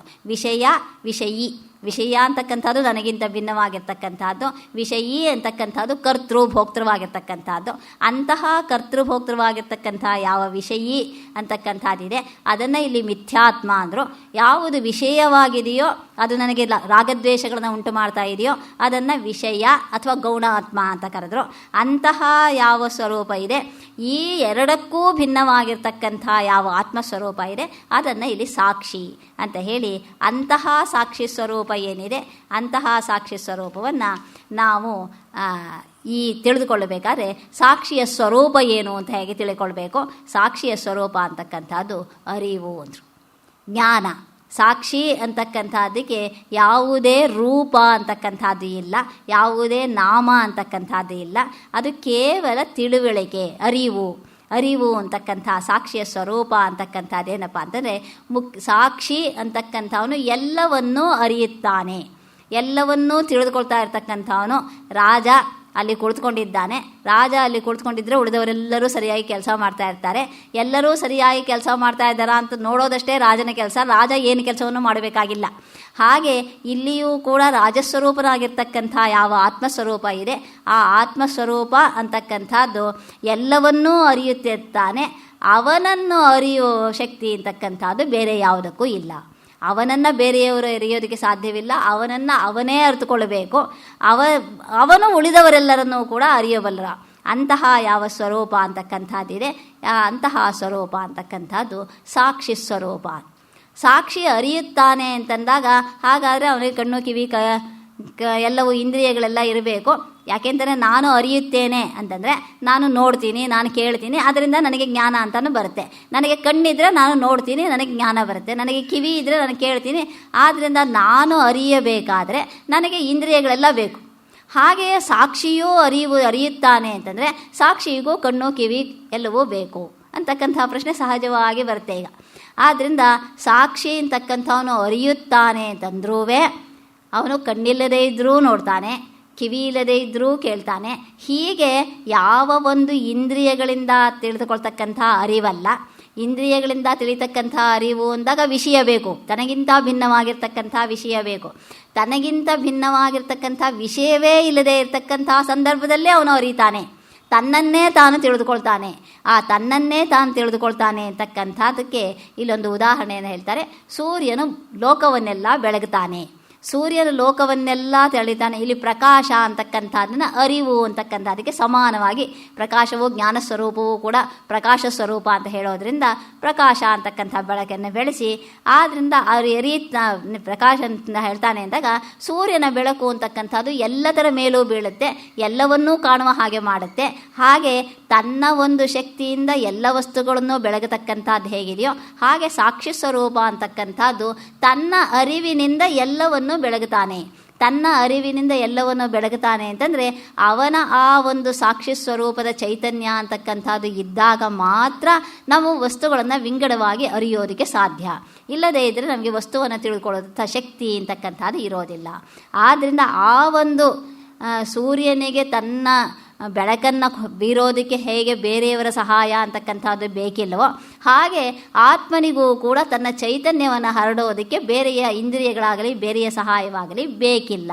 ಅಂತಹ ಒಂದು ಸ್ವರೂಪ ಅಂತಕ್ಕಂಥದ್ದು ಆತ್ಮ ಸಾಕ್ಷಿಯು ಹೊರಗಿನ ಅನಾತ್ಮ ವಿಷಯವನ್ನು ಸೂರ್ಯನ ಹಾಗೆ ಅರಿತುಕೊಳ್ತಾನೆ ಅಂತ ಹೇಳಿ ಆವಾಗ ಸಾಕ್ಷಿಯಲ್ಲಿ ಯಾವ ಮಾರ್ಪಾಡು ಆಗುವುದಿಲ್ಲ ಅಂದರು. ನನಗೆ ವಿಷಯವನ್ನು ತಿಳಿದುಕೊಂಡಾಗ ನಾನು ವಿಷಯವನ್ನು ತಿಳಿಯೋದಕ್ಕೆ ಮೊದಲು ಏನೋ ವಿಷಯ ಗೊತ್ತಿರಲಿಲ್ಲ, ಪೆದ್ದಾಗಿದ್ದೆ. ವಿಷಯವನ್ನು ತಿಳಿದುಕೊಂಡ ಮೇಲೆ ನಾನು ತುಂಬ ಬುದ್ಧಿವಂತಳಾದೆ ಅಂತ ಹೇಳಿದ್ರೆ ನನ್ನಲ್ಲಿ ಮಾರ್ಪಾಡಾಯಿತು. ನಾನು ಮೊದಲು ಇದ್ದದ್ದಕ್ಕೂ ವಿಷಯವನ್ನು ತಿಳಿದುಕೊಂಡ ಮೇಲೂ ಏನೂ ತಿಳಿದೇ ಇರತಕ್ಕಂಥ ಅಕ್ಷರವೂ ಬರದೇ ಇರತಕ್ಕಂಥ ಸಂದರ್ಭದಲ್ಲಿ ನನಗೆ ಓದೋದಕ್ಕೆ ಬರ್ತಾ ಇರಲಿಲ್ಲ. ಆವಾಗ ನಾನು ಅಜ್ಞಳಾಗಿದ್ದೆ. ಆ ನಂತರ ವಿಷಯವನ್ನೆಲ್ಲ ತಿಳಿದುಕೊಂಡ ಮೇಲೆ ಜ್ಞಾನ ಅಂತಕ್ಕಂಥದ್ದು ಹೆಚ್ಚಿತು. ಆಮೇಲೆ ನಾನು ತುಂಬ ಮಹಾಜ್ಞಾನಿಯಾದೆ ಅಂತಂದರೆ ನನ್ನಲ್ಲಿ ಬದಲಾವಣೆಗಳು ಆದ ಹಾಗಾಯಿತು. ಆದರೆ ಇಲ್ಲಿ ಹೇಳ್ತಾ ಇದ್ದರೆ ಸಾಕ್ಷಿಯಲ್ಲಿ ಹೋಗಲಿ ಯಾವ ಮಾರ್ಪಾಡು ಆಗುವುದಿಲ್ಲ. ಅವನು ಎಷ್ಟೇ ವಿಷಯವನ್ನು ಅರಿತುಕೊಳ್ಳಲಿ, ಎಷ್ಟೇ ವಿಷಯವನ್ನು ಮರೆತುಕೊಳ್ಳಲಿ, ಯಾವ ವ್ಯತ್ಯಾಸವೂ ಇಲ್ಲ. ಇಲ್ಲಿ ಅರಿವು ಮರಿವು ಅಂತಕ್ಕಂಥದ್ದಕ್ಕೂ ಯಾವ ರೀತಿಯಾಗಿರ್ತಕ್ಕಂಥ ಈ ಪದಗಳು ಕೂಡ ಬೇರೆಯಾಗ್ಬಿಡುತ್ತೆ. ಈ ಅದ್ವೈತ ಹೇಗೆ ಅಂತಂದರೆ ಮಾತಿಲ್ಲದೆ ಹೇಳ್ತಾ ಇದ್ದಷ್ಟು ಉತ್ತಮ. ಈ ಮಾತು ಹೆಚ್ಚಾದಷ್ಟು ಇದು ಪ್ರಯೋಜನವಿಲ್ಲ. ಈ ಒಣವೇದಾಂತವಾಗತ್ತೆ ಹೊರತು ಯಾವುದನ್ನು ಯಾವ ಮಾತಿನಿಂದಲೂ ಹೇಳೋದಕ್ಕೆ ಸಾಧ್ಯವಿಲ್ಲವೋ ಅದೇ ಅದ್ವೈತ. ಆದರೆ ಇಲ್ಲಿ ನಾವು ಏನು ಮಾಡ್ತಾ ಇದ್ದೀವಿ ಅಂತಂದರೆ ಯಾವುದನ್ನು ಹೇಳೋದಕ್ಕೆ ಸಾಧ್ಯವಿಲ್ಲವೋ ಅದನ್ನು ಗಂಟೆಗಟ್ಟಲೆ ಹೇಳ್ತಾ ಇದ್ದೀವಿ. ಇದೇ ವಿಡಂಬನೆ ಅಂತಂದರೆ ಇದೇನೆ. ಯಾವುದನ್ನು ಹೇಳಬೇಕೋ ಯಾವುದನ್ನು ಬಿಡಬೇಕೋ ಗೊತ್ತಿಲ್ಲ. ಆದ್ದರಿಂದ ಹೇಳಬೇಕಾದ್ದು ಎಲ್ಲವನ್ನೂ ಸೇರಿಸಿ ಏನೇನನ್ನೋ ಹೇಳ್ತೀವಿ, ಏನೂ ಕೂಡ ಪ್ರಯೋಜನವಾಗೋದಿಲ್ಲ. ಆದರೆ ನಿಜವಾಗಿ ಹೇಳಬೇಕು ಅಂತಂದರೆ ಒಬ್ಬ ಬಾಷ್ಕಲಿ ಅಂಥೇಳಿ ಗುರು ಶಿಷ್ಯರ ವಿಚಾರ ಬರುತ್ತೆ ಇದರಲ್ಲಿ ಉಪನಿಷತ್ತಿನಲ್ಲಿ. ನಮ್ಮ ಬ್ರಹ್ಮಸೂತ್ರ ಭಾಷ್ಯದಲ್ಲಿ ಆಚಾರ್ಯರೇ ಆ ಉದಾಹರಣೆಯನ್ನು ಕೊಡ್ತಾರೆ. ಶಿಷ್ಯ ಗುರುವನ್ನು ಬಂದುಬಿಟ್ಟು ನನಗೆ ಬ್ರಹ್ಮವಿದ್ಯೆಯನ್ನು ಹೇಳ್ಕೊಡಿ ಅಂತ. ಗುರು ಮಾತಾಡಲಿಲ್ಲ. 2 ಸಲ 3 ಸಲ ಕೇಳ್ದ, ಮಾತಾಡಲಿಲ್ಲ. ನಾನು ಇಷ್ಟು ಸಲ ಕೇಳ್ತಾ ಇದ್ದೀನಿ, ನೀವು ನನಗೆ ಉಪದೇಶವನ್ನೇ ಮಾಡ್ತಾ ಇಲ್ವಲ್ಲ ಅಂದಾಗ ಗುರು ಹೇಳಿದಂತೆ ಉಪದೇಶ ಮಾಡಿದ್ನಲ್ಲ. ಏನು ಹೇಳೇ ಇಲ್ಲ. ಅದೇ ನಾನು ಹೇಳ್ತಾ ಇರೋದು, ಏನು ಹೇಳೋದಕ್ಕೆ ಸಾಧ್ಯವಿಲ್ಲದೆ ಇರತಕ್ಕಂಥದ್ದೇ ಉಪದೇಶ. ಅದು ನಿಜವಾಗಿರ್ತಕ್ಕಂಥ ಉಪದೇಶ. ಇದು ಕಂಠಶೋಷಣೆ. ಆದರೆ ಹೇಗಿದೆ ಅಂತಂದರೆ ಪರಿಸ್ಥಿತಿ, ಏನನ್ನೂ ಹೇಳದೇ ಇದ್ದರೂ ಕೂಡ ನಮಗೇನೂ ಅರ್ಥವಾಗೋದಿಲ್ಲ. ಇಷ್ಟೆಲ್ಲ ಹೇಳಿದ್ರೆ ಅರ್ಥವಾಗುತ್ತೆ ಅಂತಲ್ಲ, ಇಷ್ಟೆಲ್ಲ ಹೇಳಿದ್ರೂ ಅರ್ಥವಾಗೋದಿಲ್ಲ. ಆದರೆ ಏನನ್ನೂ ಹೇಳದೇ ಇರೋದಕ್ಕೆ ಸಾಧ್ಯ ಇಲ್ಲ. ಯಾಕೆ ಅಂತಂದರೆ ಈ ಅದ್ವೈತ ಅಂತಕ್ಕಂಥದ್ದು ಅತ್ಯುಚ್ಚವಾಗಿರ್ತಕ್ಕಂಥ ಸ್ಥಿತಿ ಅಂತಕ್ಕಂಥದ್ರಲ್ಲಿ ಅನುಮಾನವಿಲ್ಲ. ಆದರೆ ಆ ಅತ್ಯುಚ್ಚವಾಗಿರ್ತಕ್ಕಂಥ ಸ್ಥಿತಿಯನ್ನು ತಲುಪೋದಕ್ಕೆ ನಮಗೆ ದ್ವೈತವೇ ಮಾರ್ಗ. ದ್ವೈತ ಮಾರ್ಗವಿಲ್ಲದೆ ನಾವು ಅದ್ವೈತಕ್ಕೆ ಹೋಗೋದಕ್ಕೆ ಆಗೋದಿಲ್ಲ. ಆಚಾರ್ಯರೇ ಸಮನ್ವಯ ಭಾಷೆಯಲ್ಲಿ ಹೇಳ್ತಾರೆ, ಎಲ್ಲಿಯವರೆಗೆ ನಮಗೆ ಆ ಒಂದು ಬ್ರಹ್ಮಸ್ಥಿತಿಯನ್ನು ತಲುಪೋದಕ್ಕೆ ಸಾಧ್ಯವಿಲ್ಲವೋ ಅಲ್ಲಿಯವರೆಗೆ ದ್ವೈತವೇ ನಮಗೆ ಗತಿ. ದ್ವೈತದ ಮೂಲಕವೇ ಭಕ್ತಿಯಾಗಲಿ ಅಥವಾ ಶಾಸ್ತ್ರಗಳಾಗಲಿ ಯಾವುದಾದ್ರೂ ಒಂದು ಮಾರ್ಗ ಹಿಡದೆ ನಾವು ಅಲ್ಲಿಗೆ ಹೋಗಬೇಕೇ ಹೊರತು ತಲುಪಿದ ಮೇಲೆ ಬೇಕಿಲ್ಲ. ಮಹಡಿ ಪೂರ್ತಿ ಹತ್ತಿದ ಮೇಲೆ ಏಣಿ ಬೇಕಿಲ್ಲ, ಒದ್ದು ಬೀಳಿಸ್ಬೋದು. ಆದರೆ ಹತ್ತೋದಕ್ಕೆ ಏಣಿ ಬೇಕು. ಹಾಗೆ ನಾವು ಈ ವಿಷಯವನ್ನು ತಿಳಿಯೋದಕ್ಕೆ ಎಷ್ಟೆಷ್ಟೋ ವಿಧದಿಂದ ತಿಣಕಾಡಿ ಹೆಣಗಾಡಿ ಮಾಡ್ತಾ ಇದ್ದೀವಿ. ಆದರೆ ತಿಳಿಯೋದೆಷ್ಟೋ ಗೊತ್ತಿಲ್ಲ. ಆದರೆ ಈ ಒಂದು ಅತ್ಯುನ್ನತವಾಗಿರ್ತಕ್ಕಂಥ ಆಲೋಚನೆ ಅಂತಕ್ಕಂಥದ್ದು ನಮ್ಮಲ್ಲಿ ಇತ್ತು ಅಂತಕ್ಕಂಥದ್ದು ಇದೇ ಇಲ್ಲ. ಅದೇ ನಮ್ಮಲ್ಲಿಗೆ ಒಂದು ಆನಂದವನ್ನು ಕೊಡ್ತಕ್ಕಂಥ ವಿಚಾರ. ಯಾವ ಒಂದು ವಿಚಾರ ಅಂತಕ್ಕಂಥದ್ದು ಉಳಿದ ದೇಶಗಳಲ್ಲಿ ಇದ್ದಂಥ ಯಾವ ದ್ವೈತ ಅಷ್ಟಕ್ಕೆ ನಿಲ್ಲಿಸಿದ್ರೋ ಅದನ್ನೂ ಮೀರಿ ಆ ಒಂದು ಎಲ್ಲದರಲ್ಲಿಯೂ ಕೂಡ ಸಮನ್ವಯವಾಗಿರ್ತಕ್ಕಂಥ ಪರಮಾತ್ಮ ಸ್ವರೂಪವನ್ನು ಕಾಣ್ತಕ್ಕಂಥ ಒಂದು ವಿಶಿಷ್ಟವಾಗಿರ್ತಕ್ಕಂಥ ಒಂದು ದರ್ಶನ ಇದೆ, ಅದು ಸಾಧ್ಯ ಅಂತಕ್ಕಂಥದ್ದು ತೋರಿಸ್ಕೊಟ್ಟಿದ್ದು ಆಚಾರ್ಯರ ವಿಚಾರ ಆ ವಿಶೇಷವನ್ನು ನಾವು ತಿಳಿಸೋದಕ್ಕೆ ಇಷ್ಟೆಲ್ಲ ಪ್ರಯತ್ನವನ್ನು ಮಾಡ್ತೀವಿ. ಇಷ್ಟೆಲ್ಲ ಒಂದು ಪ್ರಯೋಜನ ಅಂತಕ್ಕಂಥದ್ದು ನಮಗೆ ಅತ್ಯುಚ್ಚವಾಗಿರ್ತಕ್ಕಂಥ ಅದ್ವೈತ ಸ್ಥಿತಿಯನ್ನು ತಲುಪೋದಕ್ಕೆ ಸಾಧ್ಯವಾಗದೇ ಇರಬಹುದು. ಆದರೆ ಇಂತಹ ಒಂದು ವಿಚಾರವನ್ನು ತಿಳಿದುಕೊಳ್ಳೋದ್ರಲ್ಲೇ ಆನಂದ ಇದೆ. ಯಾವ ಒಂದು ಜ್ಞಾನ ಅಂತಕ್ಕಂಥದ್ದು ಯಾವಾಗಲೂ ಆನಂದವನ್ನೇ ಕೊಡ್ತಕ್ಕಂಥದ್ದು. ಉಳಿದ ಯಾವುದೇ ಆಗಲಿ ಸುಖ ದುಃಖ ಎರಡನ್ನೂ ಕೊಡುತ್ತೆ. ವಿಷಯ ಅಂತಕ್ಕಂಥದ್ದು ಸುಖವನ್ನು ಕೊಡ್ಬೋದು, ದುಃಖವನ್ನು ಕೊಡ್ಬೋದು. ಆದರೆ ಜ್ಞಾನ ಅಂತಕ್ಕಂಥದ್ದು ಎಂದಿಗೂ ದುಃಖವನ್ನು ಕೊಡೋದಿಲ್ಲ. ಅದೊಂದು ವಿಶಿಷ್ಟವಾಗಿರ್ತಕ್ಕಂಥದ್ದು ಜ್ಞಾನ. ನೀವು ಯಾವುದಾದ್ರೂ ಒಂದು ಉತ್ತಮವಾಗಿರ್ತಕ್ಕಂಥ ಗ್ರಂಥವನ್ನು ಪುಸ್ತಕವನ್ನು ಓದಿದಾಗ ನಿಮಗೆ ವಿಷಯ ಹೆಚ್ಚು ಗೊತ್ತಾಗಲಿ ಬಿಡಲಿ, ಆದರೆ ಗೊತ್ತಾಗಿದ್ದಷ್ಟು ವಿಷಯವನ್ನು ಇಂತಹ ಒಂದು ಕೃತಿಯನ್ನು ನಾನು ಓದಿದೆ, ಇದರಲ್ಲಿ ಇಷ್ಟಾದರೂ ಅರ್ಥ ಮಾಡಿಕೊಂಡೆ ಅಂತಕ್ಕಂಥ ಯಾವ ಆನಂದ ಇದೆ ಅದು ಆನಂದವೇ. ಅಯ್ಯೋ ಈ ಪುಸ್ತಕ ಓದಿದೆ ಏನೂ ಅರ್ಥವಾಗಲಿಲ್ಲ, ಏನು ಪ್ರಯೋಜನವಾಗಲಿಲ್ಲ ಅಂತಂದರೆ ಆವಾಗ ಜ್ಞಾನ ಅಂತಕ್ಕಂಥದ್ದು ನಮಗೆ ಸಿಕ್ಕಿಲ್ಲ ಅಂತಕ್ಕಂಥದ್ದೇ ಅರ್ಥ. ಯಾವಾಗಲೂ ಜ್ಞಾನ ಅಂತಕ್ಕಂಥದ್ದು ದುಃಖಕ್ಕೆ ದಾರಿಯನ್ನು ಮಾಡೋದಿಲ್ಲ. ಅಂತಹ ಒಂದು ಪ್ರಯತ್ನವನ್ನು ನಾವು ದ್ವೈತದ ಮೂಲಕ ಅದ್ವೈತಕ್ಕೆ ಹೆಜ್ಜೆ ಇಡೋದಕ್ಕೆ ಯಾವ ಒಂದು ಪ್ರಯತ್ನವನ್ನು ಮಾಡ್ತಾ ಇದ್ದೀವಿ. ಆ ಒಂದು ಜ್ಞಾನ ಅಂತಕ್ಕಂಥದ್ದು ತನ್ನದೇ ಆಗಿರ್ತಕ್ಕಂಥ ವಿಶೇಷತೆಯನ್ನು, ಆನಂದವನ್ನು ಖಂಡಿತವಾಗಿ ಹೊಂದಿದೆ. ಆ ಒಂದು ದೃಷ್ಟಿಯಿಂದ ನಾವು ಮಾತಾಡ್ತಾನೇ ಇರೋಣ. ಅಹಂ ಪ್ರತ್ಯೇಗಮ್ಯನಾಗಿರ್ತಕ್ಕಂಥ ಯಾವ ಒಂದು ಇದರಿಂದ ಈ ದೇಶಕಾಲ ಅಂತಕ್ಕಂಥದ್ದನ್ನು ಯಾವುದರ ಅವಶ್ಯಕತೆಯೂ ಇಲ್ಲದೆ ಸಾಕ್ಷಿಯು ನೇರವಾಗಿ ವಿಷಯವನ್ನು ಅರಿಯುತ್ತಾನೆ ಅಂತ ಹೇಳ್ತಾರೆ. ಅಂತಹ ಸಾಕ್ಷಿ ಸ್ವರೂಪವನ್ನು ತಿಳಿದುಕೊಳ್ತಕ್ಕಂಥದ್ದು ಅದ್ವೈತದ ಪರಮೋದ್ದೇಶ. ಶಾಸ್ತ್ರದೃಷ್ಟಿ, ಯಾವ ಒಂದು ಶಾಸ್ತ್ರದೃಷ್ಟಿ ಅಂತ ನಾವು ಹೇಳಿದ್ವೋ ಆ ಶಾಸ್ತ್ರದೃಷ್ಟಿಯ ಪರಮವಾಗಿರ್ತಕ್ಕಂಥ ಉದ್ದೇಶ ಏನು ಅಂತಂದರೆ ಈ ಒಂದು ವಿಷಯ ಸಾಕ್ಷಿ ಸ್ವರೂಪ ಇದೆ ಅಂತ ಹೇಳಿ ಶಾಸ್ತ್ರದ ಮೂಲಕ ತಿಳಿದುಕೊಳ್ಬೇಕು. ಆ ಶಾಸ್ತ್ರದ ದೃಷ್ಟಿ ಇದೆ ಅಂತಕ್ಕಂಥದ್ದನ್ನು ಆ ನಂತರ ನಮ್ಮದನ್ನಾಗಿ ಮಾಡಿಕೊಳ್ಳೋದಕ್ಕೆ ಅನುಭವದ ಮೂಲಕ, ಸಾಧನೆಗಳ ಮೂಲಕ ಪ್ರಯತ್ನವನ್ನು ಮಾಡಬೇಕು. ಅಂತಹ ಸಾಧನೆ ಪ್ರಯತ್ನ ಅಂತಕ್ಕಂಥದ್ದೇನಿದೆ, ಆ ಒಂದು ಪ್ರಯತ್ನ ಅಂತಕ್ಕಂಥದ್ದಕ್ಕೆ ಈ ಎಲ್ಲ ಕೃತಿಗಳು ಕೂಡ ನಮಗೆ ಉಪಯೋಗವನ್ನು ಒಂದಲ್ಲ ಒಂದು ರೀತಿಯಲ್ಲಿ ಉಪಯೋಗವನ್ನು ಉಂಟು ಮಾಡುತ್ತೆ. ಆದ್ದರಿಂದ ಈ ಸಾಕ್ಷಿ ಸ್ವರೂಪ ಅಂತಕ್ಕಂಥದ್ದಿಂದ ಇದು ಯಾವುದಕ್ಕೂ ಕೂಡ ವಿಷಯನಲ್ಲ. ಸಾಕ್ಷಿ ಸ್ವರೂಪ ಅಂತಕ್ಕಂಥದ್ದು ತನ್ನದೇ ಆಗಿರ್ತಕ್ಕಂಥದ್ದೇ ಹೊರತು ಇದು ಬೇರೆ ಇದಕ್ಕೆ ವಿಷಯವಲ್ಲದೇ ಇರತಕ್ಕಂಥ ಒಂದು ವಿಶಿಷ್ಟವಾಗಿರ್ತಕ್ಕಂಥ ಯಾವ ಒಂದು ಸ್ವರೂಪ ಇದೆ, ಆ ಸ್ವರೂಪ ಅಂತಕ್ಕಂಥದ್ದು ಬೇರೆ ಯಾವುದಕ್ಕೂ ವಿಷಯವಾಗುವುದಿಲ್ಲ. ಅದು ತನ್ನನ್ನೇ ತಾನು ಅರಿತುಕೊಳ್ತಕ್ಕಂಥ ಒಂದು ವಿಶಿಷ್ಟವಾಗಿರ್ತಕ್ಕಂಥ ವಿಧಾನ. ಅಂತಹ ವಿಧಾನವನ್ನು ಅವಲಂಬಿಸಿಕೊಂಡು ತನ್ನನ್ನು ತಾನು ಅರಿತುಕೊಂಡು ಪರಮಾತ್ಮ ಸ್ವರೂಪವನ್ನು ಕಂಡುಕೊಳ್ಳೋದಕ್ಕೆ ಇಂತಹ ಒಂದು ಪ್ರಯತ್ನ ಏನಿದೆ, ಈ ಒಂದು ಸಣ್ಣ ಕೃತಿಯಲ್ಲಿ ಕೊನೆಯಲ್ಲಿ ಪರಮಾತ್ಮ ಸ್ವರೂಪ, ಆತ್ಮನ ಅದ್ವಿತೀಯವಾಗಿರ್ತಕ್ಕಂಥ ಸ್ವರೂಪ ಅಂತಕ್ಕಂಥದ್ರ ಬಗ್ಗೆ ಒಂದೆರಡು ಮಾತು ಹೇಳಿ ನಿಲ್ಲಿಸ್ಬಿಡ್ತೀನಿ. ಮುಖ್ಯ ಆತ್ಮನೇ ಪರಮಾತ್ಮನು ಅಂದರು. ಯಾವ ಒಂದು ನಮ್ಮ ಆತ್ಮಸ್ವರೂಪ ಬ್ರಹ್ಮ ಆತ್ಮ ಅಂತಕ್ಕಂಥದ್ದಕ್ಕೆ ವ್ಯತ್ಯಾಸವನ್ನು ಹೇಳೋದಿಲ್ಲ. ಮುಖ್ಯಾತ್ಮ ಅಂತಕ್ಕಂಥದ್ದಕ್ಕೆ ಹಿಂದೆ ಹೇಳಿರ್ತಕ್ಕಂಥ ಮಿಥ್ಯಾತ್ಮ, ಗೌಣಾತ್ಮ ಅಂತ ಯಾವುದನ್ನು ಹೇಳಿದ್ರು ಅದೆರಡಕ್ಕಿಂತಲೂ ಭಿನ್ನವಾಗಿರ್ತಕ್ಕಂಥದ್ದು. ಆ ಭಿನ್ನವಾಗಿರ್ತಕ್ಕಂಥ ಯಾವ ಆತ್ಮಸ್ವರೂಪ ಇದೆ ಅದನ್ನು ಮುಖ್ಯಾತ್ಮ ಅಂತ ಕರೆದ್ರು. ಅಂತಹ ಮುಖ್ಯಾತ್ಮ ಸ್ವರೂಪ ಅಂತಕ್ಕಂಥದ್ದನ್ನು ಇಲ್ಲಿ ಆ ಮುಖ್ಯಾತ್ಮವೇ ಎಲ್ಲರ ಆತ್ಮಸ್ವರೂಪ. ಅಂತಹ ಆತ್ಮಸ್ವರೂಪ ಅಂತಕ್ಕಂಥವನು ಮಹಾಂತನೂ ವಿಭುವೂ ಆಗಿರ್ತಕ್ಕಂಥ ಸ್ವರೂಪ ಅಂತಂದರು.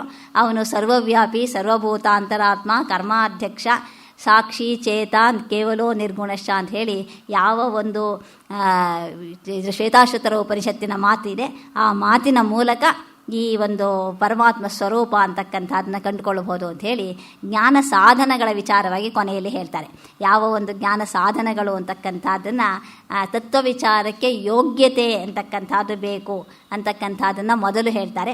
ಅಂತಹ ಯೋಗ್ಯತೆ ಅಂತಕ್ಕಂಥದ್ದಕ್ಕೆ ಅಮಾನಿತ್ವಂ, ಅದಂಭಿತ್ವಂ ಅಂತ ಹೇಳಿ ಯಾವ ಆಸುರಿ ಗುಣಗಳನ್ನು ಇದರಲ್ಲಿ ಹೇಳ್ತಾನೋ, ಅದಕ್ಕೆ ವಿರುದ್ಧವಾಗಿರ್ತಕ್ಕಂಥ ದೈವಿ ಗುಣಗಳನ್ನು ಯಾವುದನ್ನು ಹೇಳ್ತಾನೋ ಅಂತಹ ದೈವಿ ಗುಣಗಳನ್ನು ಮೊದಲು ಕಂಡುಕೊಳ್ಳಬೇಕು. ಆ ದೈವಿ ಗುಣಗಳನ್ನು ಪ್ರಾಕ್ಟೀಸ್ ಮಾಡಬೇಕು, ಅದನ್ನು ನಮ್ಮದನ್ನಾಗಿ ಮಾಡಿಕೊಳ್ಬೇಕು ಅಂತ ಹೇಳ್ತಾರೆ.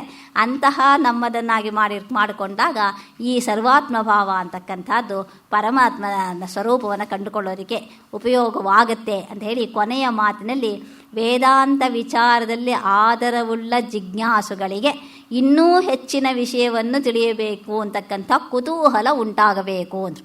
ಈ ಒಂದು ಕೃತಿಯ ಮುಖ್ಯವಾಗಿರ್ತಕ್ಕಂಥ ಉದ್ದೇಶ ಅಂತಂದರೆ ಇಷ್ಟು ಹೊತ್ತು ಹೇಳಿದ್ರಿಂದ ಏನು ತಲೆಬುಡ ಅರ್ಥವಾಗಲಿಲ್ಲ, ಇಷ್ಟಕ್ಕೆ ಸಾಕು ಅಂತಕ್ಕಂಥ ನನ್ನಂಥವ್ರು ಭಾಷಣ ಮಾಡಿದ್ರೆ ಹಾಗೆ ಅನ್ನಿಸ್ಬಹುದೇನೋ. ಆದರೆ ಕೃತಿಯನ್ನು ಓದಿದಾಗ ನಿಮಗೆ ಹಾಗೆ ಅನ್ನಿಸಬಾರ್ದು. ಈ ಕೃತಿಯನ್ನು ಹೀಗೆ 1 ಗಂಟೆಯಲ್ಲಿ ಇರೋದನ್ನೆಲ್ಲ ಒದರಿದರೆ ಅದರಲ್ಲಿ ಪ್ರಯೋಜನ ಕಡಿಮೆ. ನಿಧಾನವಾಗಿ ದಿನಕ್ಕೆ ಒಂದೇ ಪುಟವನ್ನು ಆಳವಾಗಿ ನಿಧಾನವಾಗಿ ಅಭ್ಯಾಸ ಮಾಡಿದಾಗ ಅದರಲ್ಲಿ ಇನ್ನೂ ಹೆಚ್ಚಿನ ವಿಚಾರಗಳು ನಮಗೆ ಹೊಳೆಯುತ್ತೆ.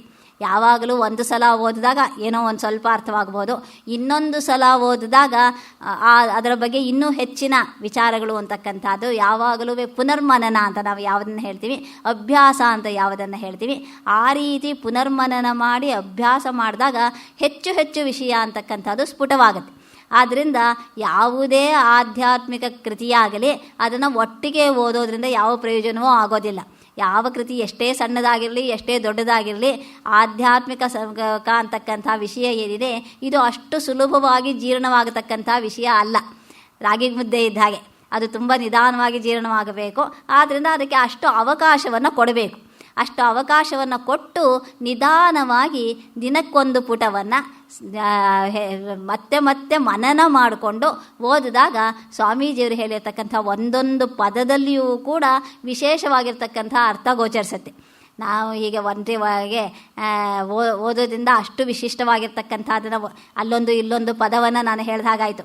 ಆದರೆ ಒಂದೊಂದನ್ನೇ ನಿಧಾನವಾಗಿ ಹೇಳಬೇಕು ಅಂದಾಗ ಇನ್ನೂ ಆಳವಾಗಿ ಹೋಗೋದಕ್ಕೆ ಸಾಧ್ಯವಾಗುತ್ತೆ. ಶಂಕರ ಕೃಪಾದಲ್ಲಿ ರಸನಿಮಿಷಗಳು ಅಂತಕ್ಕಂಥ ಕೃತಿಯನ್ನು ನಾನು ದಿನಕ್ಕೊಂದೇ ಪುಟ 1 ಗಂಟೆ ಹಾಗೆ ನಿಧಾನವಾಗಿ ಓದಿದಾಗ ಹೆಚ್ಚು ವಿಚಾರ ಅಂತಕ್ಕಂಥದ್ದು ಸ್ಪಷ್ಟವಾಗುತ್ತೆ. ಮನಸ್ಸಿಗೆ ಮನನ ಮಾಡೋದಕ್ಕೆ ಅವಕಾಶ ಸಿಗುತ್ತೆ. ಕೇವಲ ಒಟ್ಟಿಗೆ ಶ್ರವಣ ಮಾಡಿಬಿಡಿ, ಇರೋದನ್ನೆಲ್ಲ ಹೇಳಿಬಿಡಿ ಅಂತಂದಾಗ ಅದು ತಲೆಗೂ ಭಾರವಾಗುತ್ತೆ, ಮನಸ್ಸಿಗೂ ಭಾರವಾಗುತ್ತೆ. ಅದರ ಬದಲಾಗಿ ದಿನಕ್ಕೊಂದೇ ಪುಟವನ್ನು, ಈ ಕೃತಿಯನ್ನು ನಿಧಾನವಾಗಿ ಇಟ್ಟುಕೊಂಡು ದಿನಕ್ಕೊಂದೇ ಪುಟವನ್ನು ಸಾಧ್ಯವಾದರೆ ಸರಿಯಾದ ಮಾರ್ಗದರ್ಶಕರ ಮೂಲಕ ಅದರ ವಿಚಾರವಾಗಿ ಹೆಚ್ಚು ವಿಷಯಗಳನ್ನು ಸಂಗ್ರಹಿಸಿ ನಿಧಾನವಾಗಿ ಮನನ ಮಾಡಿದಾಗ ಪ್ರತಿಯೊಂದು ವಿಷಯದಲ್ಲಿಯೂ ಕೂಡ ಎಷ್ಟೊಂದು ಅಂಶಗಳಿದೆ. ಇದಕ್ಕೆ ಪೂರಕವಾಗಿ ಸ್ವಾಮೀಜಿಯವರ ಕೃತಿಗಳೂ ಸಾಕಷ್ಟಿದೆ, ಬೇರೆ ಆಚಾರ್ಯರ ಕೃತಿಗಳೂ ಇದೆ. ಆಚಾರ್ಯರ ಕೃತಿಗಳನ್ನು ಇಲ್ಲಿಯೇ ಸಾಕಷ್ಟು ಹೆಸರುಗಳನ್ನು ಕೊಡ್ತಾರೆ. ಈ ಎಲ್ಲ ಕೃತಿಗಳನ್ನು ಕೂಡ ಓದತಕ್ಕಂಥ ಆಸೆ ಅಪೇಕ್ಷೆ ಅಂತಕ್ಕಂಥದ್ದು ವೃದ್ಧಿಯಾಗಬೇಕು. ಯಾವುದೇ ಕೃತಿಯ ಮುಖ್ಯ ಉದ್ದೇಶ ಅಂತಕ್ಕಂಥದ್ದು ಆ ಕೃತಿಯನ್ನು ಓದಿದಾಗ ಆ ಕೃತಿಯ ಬಗ್ಗೆ ಅಭಿಮಾನ ಮೂಡಬೇಕು. ಕೃತಿ ಇನ್ನೂ ಹೆಚ್ಚಿನ ವಿಚಾರವನ್ನು ತಿಳಿಸೋದಕ್ಕೆ ಪೋಷಕವಾಗಬೇಕು. ಇನ್ನೂ ಹೆಚ್ಚಿನ ವಿಷಯವನ್ನು ತಿಳಿಸೋದಕ್ಕೆ, ಈ ವಿಷಯದಲ್ಲಿ ಆಳವಾಗಿ ಹೋಗೋದಕ್ಕೆ ಅವಕಾಶವನ್ನು ಕಲ್ಪಿಸಿಕೊಡಬೇಕು. ಅಂತಹ ಕೃತಿ ಅಂತಕ್ಕಂಥದ್ದು ಉತ್ತಮವಾಗಿರ್ತಕ್ಕಂಥ ಕೃತಿ. ಅಂತಹ ಉತ್ತಮ ಕೃತಿಗಳಲ್ಲಿ ಒಂದಾಗಿರ್ತಕ್ಕಂಥ ಈ ಕೃತಿಯನ್ನು ನೀವು ಸರಿಯಾಗಿ ಅಭ್ಯಾಸ ಮಾಡಬೇಕು ಅಂತಂದರೆ ನಿಧಾನವಾಗಿ ಶ್ರದ್ಧೆಯಿಂದ ಆಸಕ್ತಿ ಇಟ್ಟು ಅಭ್ಯಾಸ ಮಾಡಿದಾಗ ಅಧ್ಯಾತ್ಮ ಚಿಂತಕರಿಗೆ, ಜಿಜ್ಞಾಸುಗಳಿಗೆ ಉತ್ತಮವಾಗಿರ್ತಕ್ಕಂಥ ಕೃತಿ. ಇಂತಹ ಒಂದು ಕೃತಿಯನ್ನು ಇಷ್ಟರ ಮಟ್ಟಿಗೆ ಹೇಗೆ ಇಲ್ಲಿ 2 ಗಂಟೆಗಳ ಕಾಲ 2-3 ಗಂಟೆಗಳ ಕಾಲ ಹೇಳೋದಕ್ಕೆ ಅವಕಾಶವನ್ನು ಕಲ್ಪಿಸಿಕೊಟ್ಟಂಥ ದತ್ತಿ ಅಧ್ಯಾತ್ಮ ಕಾರ್ಯಾಲಯದವರಿಗೂ ಮತ್ತು ಗೋಖಲೆ ವಿಚಾರ ಸಂಸ್ಥೆಯ ಕಾರ್ಯಕರ್ತರಿಗೂ ಕೂಡ ನನ್ನ ಅನಂತಾನಂತ ಕೃತಜ್ಞತೆಗಳನ್ನು ಅರ್ಪಿಸಿ ಈ ಮೂಲಕ ನಾನು ನನಗೆ ಸಿಕ್ಕಿರ್ತಕ್ಕಂಥ ಈ ಒಂದು ಅವಕಾಶವನ್ನು, ಸ್ವಾಮೀಜಿಯವರು ಕರುಣಿಸಿದ್ದಂಥ ಈ ಒಂದು ಅವಕಾಶವನ್ನು ಇಷ್ಟಾದರೂ ಉಪಯೋಗಿಸ್ಕೊಳ್ಳೋದಕ್ಕೆ ನನಗೆ ಅವಕಾಶವಾಯಿತಲ್ಲ ಅಂಥೇಳಿ ಪರಮಾತ್ಮನಲ್ಲಿ ಅಲ್ಲಿ ಕೃತಜ್ಞತೆಯನ್ನು ಅರ್ಪಿಸ್ತಾ ನನ್ನ ಈ ಪ್ರವಚನವನ್ನು ಮುಗಿಸ್ತೀನಿ. ಇನ್ನೇನಾದರೂ ಪ್ರಶ್ನೆಗಳು ಇದ್ದರೆ ಕೇಳಬಹುದು, ಇಲ್ಲದೇ ಇದ್ದರೆ ಇಲ್ಲಿಗೆ ಮುಗಿಸೋಣ.